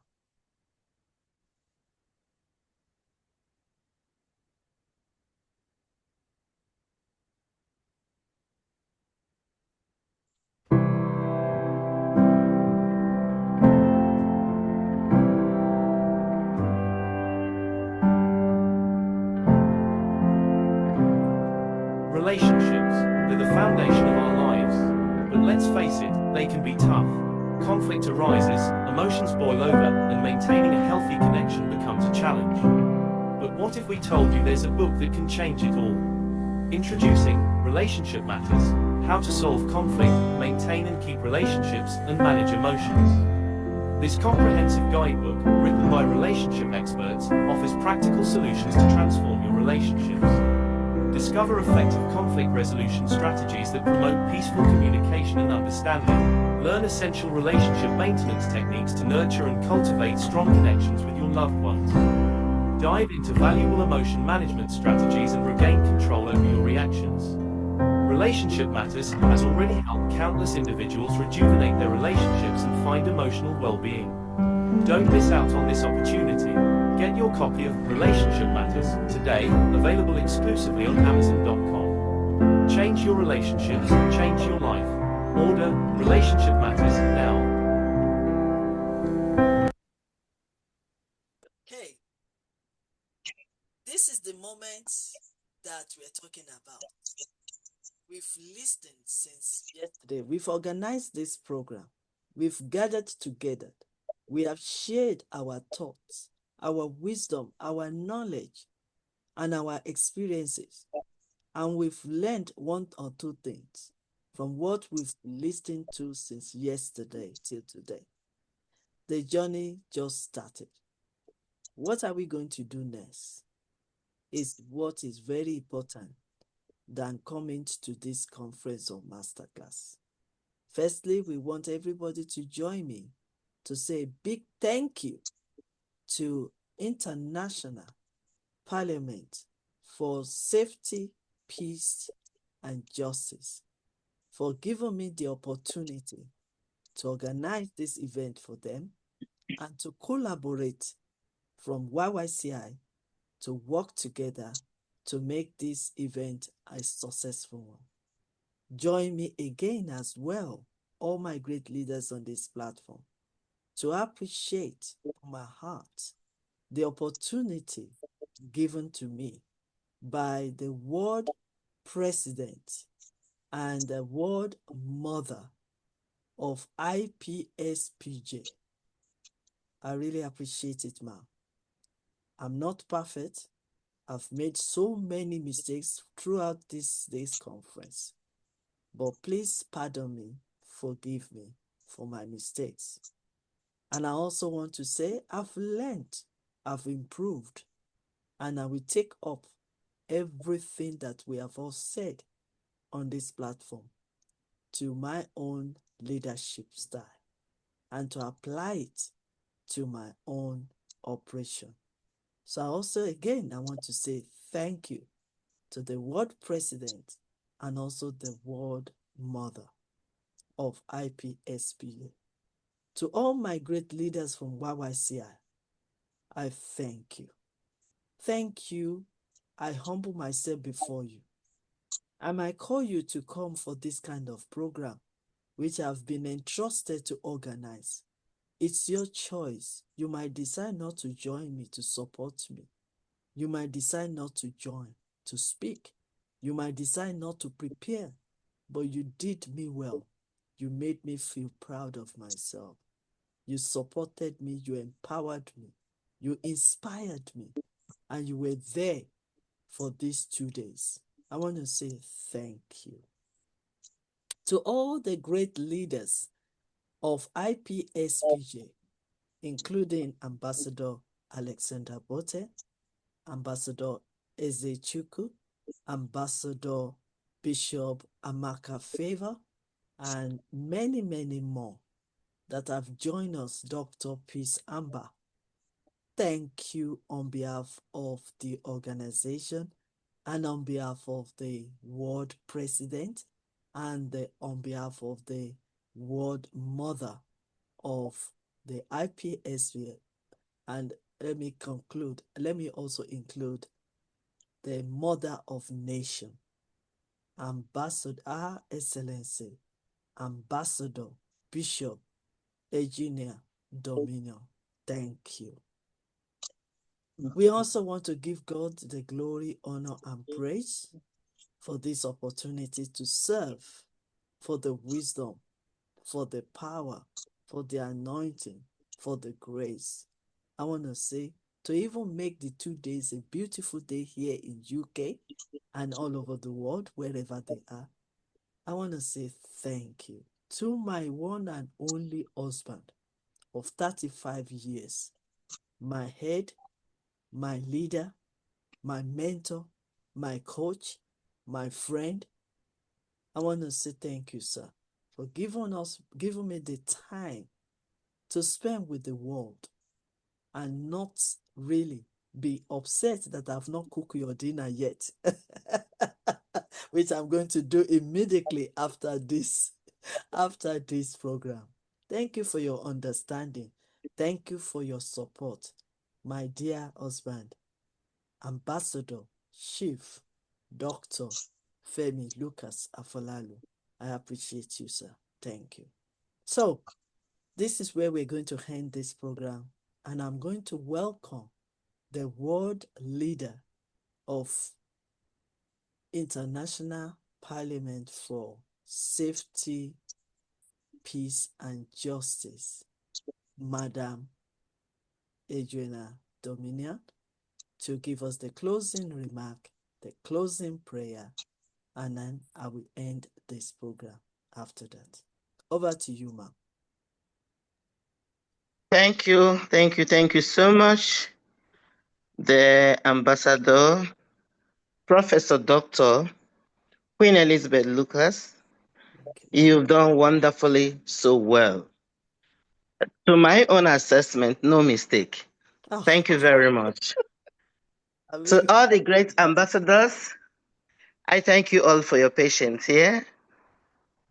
To the world president, our father, the man who has deemed it necessary to get us trained and to be retrained. I appreciate you always. And to everyone of Yes You Can, I appreciate you. Everyone can agree with me that these 2 days, the hours we put into this gathering, is not a wasted time. It is truly a masterclass, because whatever we think we know before, I am very sure that we have added a lot more to what we all knew before from one another by learning from each other. The professors, the doctors, all the noble ambassadors, the academicians, the non-academicians, we have all learned a lot. I personally have learned so much. I've done training on peace, conflict, resolution severally, but this took a different dimension. And I know that in the world of knowledge, you cannot say you have exhausted it all. In time to come too, we will still have need to visit topics like this, because there are things we deal with on daily basis. It doesn't matter your age, it doesn't matter your qualification, it doesn't matter your status in the society, from the biggest to the smallest, everybody comes in contact with conflict. Everybody have need for peace, and everybody also have need to resolve conflict when it comes. So from time to time, do not be surprised, we'll still be having classes like this and many others. Please do well to go through all we have learned. If you jot down something good, if you didn't, be bold to ask from Professor Dr. Queen Elizabeth Lucas. She's such a gentle spirit that she can always help. The books recommended to us, we should also take a step forward to get them. Some of them are in Amazon. They are not casual books. So if we get them, it will expand our scope and knowledge. And anytime we call, reach out to other great leaders of IPSPJ and Yes You Can, and any other one that will partner with us to find it necessary to join, because it is in learning that we all improve. Without adding, we can never improve. We'll remain the same. That's the way we used to do it. It's a slogan of the past. We'll continue to learn so that iron sharpeneth iron. So on this very note, without taking much of our time, I still say a very big thank you to the world president of the International Parliament for Safety, Peace and Justice, Professor Cardinal Joseph Effiong, Issa Persona, Dominion, and the director of Yes You Can, Professor Dr. Queen Elizabeth Lucas. I thank you all for this vision to collaborate and make this training a success. We will not take it for granted. We appreciate you all. We appreciate the two organizations, and we ask that from this day going forward, all of us that have heard the sound of this training, we should go beyond ourselves, enter into our families, enter into our homes, enter into our offices, enter into our business places, enter into our government, liaise with the needies, the less privileged, and preach peace and act peace. and resolve every conflict to the best of our ability so that the world, the global world, will also be a better place for everyone to enjoy. So I thank you all for listening. I thank you all for attending. Thank you very much. I therefore Thank you. commit this great association into the hand of God, both the YYCI and the International Parliament for Safety, Peace and Justice. I ask that the wisdom, the strength God has given to these leaders of this great organization, the Lord will multiply it. Give us the strength to run. Give us the wisdom to accept change, positive changes that will make us better, and give us the ability to resolve every conflict before it escalates. When we identify it, we should be able to resolve it to avoid escalation, because by the time it escalates, it becomes very dangerous and destructive. God will help us that the purpose of these visions will be achieved through Christ our Lord. Amen. Amen. Amen. Thank Amen. you. Thank I you wish so all of us much, ma'am. well now and forever. Thank you. Thank you so much, ma'am. We really appreciate you dearly. Thank you so much.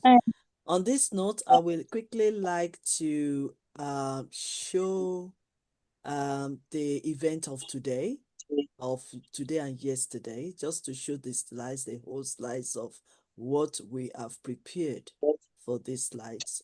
And then after that, we're going to end this program. Thank you so much.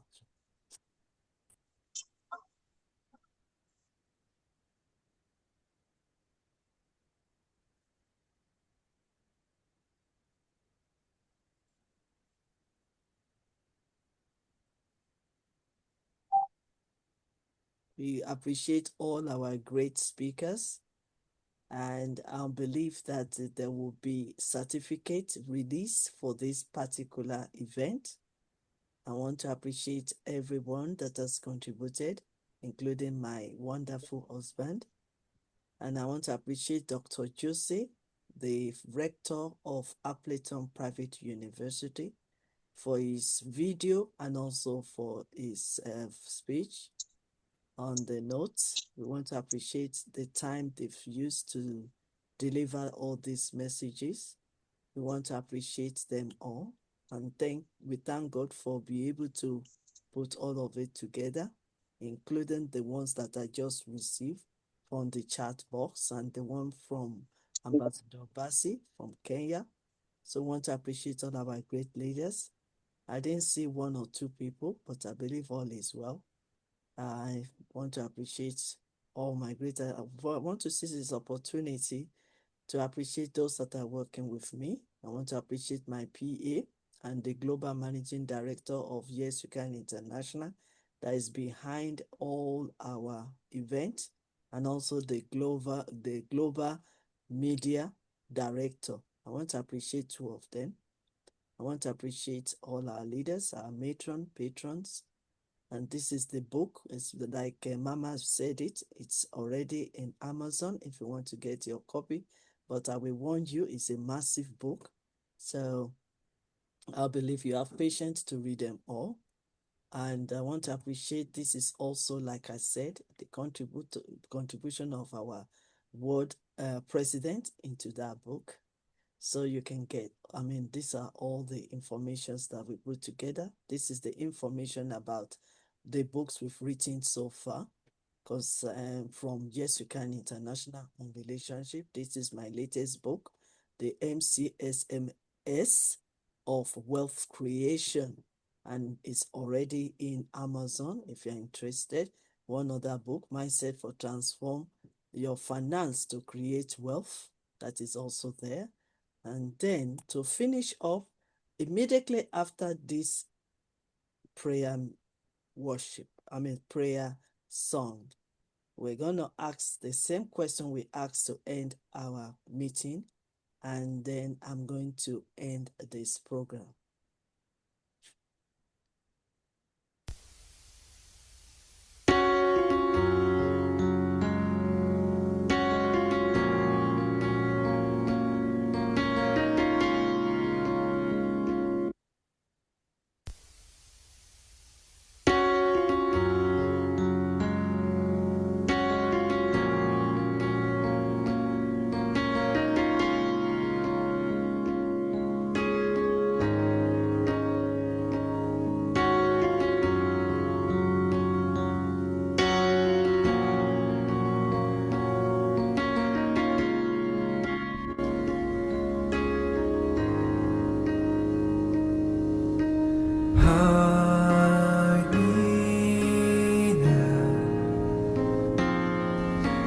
under your wings. Cover me within your mighty hands. When the oceans rise and thunders roar, I will soar with you above the storm. Father, you are king over the flood. I will be still, know you are God.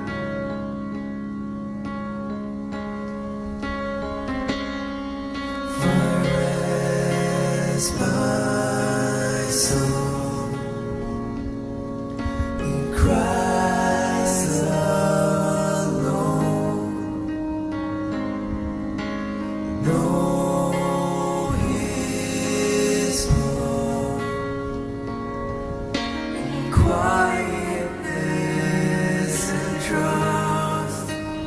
When the oceans rise and thunders roar, I will soar with you above the storm. Father, you are king over the flood, and I will be still and know you are God. I will be still and know you are God. I will be still and know you are God.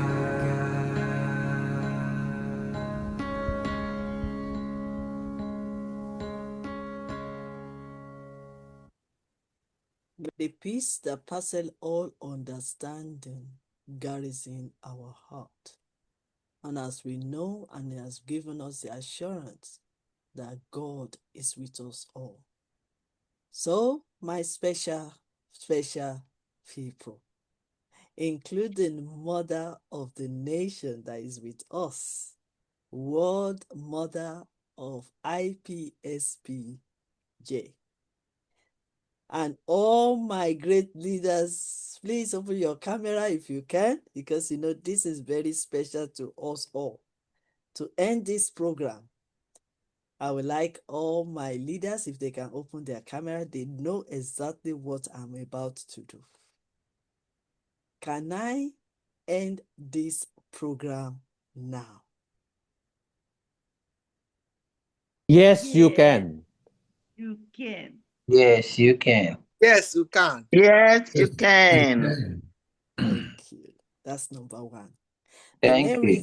The main reason why we end all our programs in YYCI, since we are collaborating with IPSPJ, the main reason why we end our program like this is just a powerful words from your mouth to say to the world, because millions of people are watching this video after, to say to them, to give them the assurance, to inspire them, to let them know that yes, they can overcome their challenges, they can solve their problems, they can fulfill their dreams and purposes, they can achieve their goals, they can be healed, they can be delivered, and they can be set free. The joy can come back to them. The peace can be in their heart. That problem, no matter how big it is, it can be resolved. And they can overcome every challenges they are facing. They can rise above every situation. And yes, they can. That's more reason why we always end this program, if you are new to us on this. So the second one is for us all, in your own powerful way, to say to the world, yes, they can. So the second one, can I end this program now? Yes, you can. Yes, you can. Yes, you can. Yes, you can. Thank you. The final one, if it's possible for us to say it together, or you can say it separately. But this, and after we've said it and declared this one, I will click the button and that will be the end of it. Can I quickly say the video of this program, I've already sent the link to Bishop and to our Cardinal. The program of this, our 2 days diplomatic relationship, has been offloaded into 2 platforms. It's already on Facebook, and it's also on going to be, today's one is going to be, but the one of yesterday is already on YYCI.tv YouTube channel. So feel free to watch the video again and again and again. So thank you so much. Can I end this program now? Thank you so much. Bye-bye. Yes, you can. Yes, you can. Yes, you can. Thank you. Yes, The you Lord bless can. all of you. God God bless you bless all of you. all. Thank you so much. I didn't hear Ambassador Abola Tito, yes, you can. So you can still say your yes, you can. Love you all. Mama Love you. Dominion, I love you so Blessing for much, ma. everyone. Thank you. I Thank you. love you, the Bye-bye. Queen. Love you, Mom. Professor Dr. Queen Elizabeth Lucas, I love you. I Thank love you, you. man. Thank Thank you. you. Yes, you can. Thank you. Thank International you. Love I leaders you. love and you. Thank you Dr. so also much. Samina International Evelyn, I Bye-bye. Parliament love for you. Safety, Peace, and Justice Ambassador leaders. Bolatita, I love you so much. Dr. Pisamba, I love you so much. Love you too, Pastor ma'am. Alexander Bote, I love you so much. Love you My too. senior professor, Charles, my mentor, my personal mentor, I love you so much, sir. I love everyone. Thank you so much for this opportunity. Thank you for the love you have for me. I received that love, and my husband also is loving you all. Thank you. God bless you. God bless you. God bless you.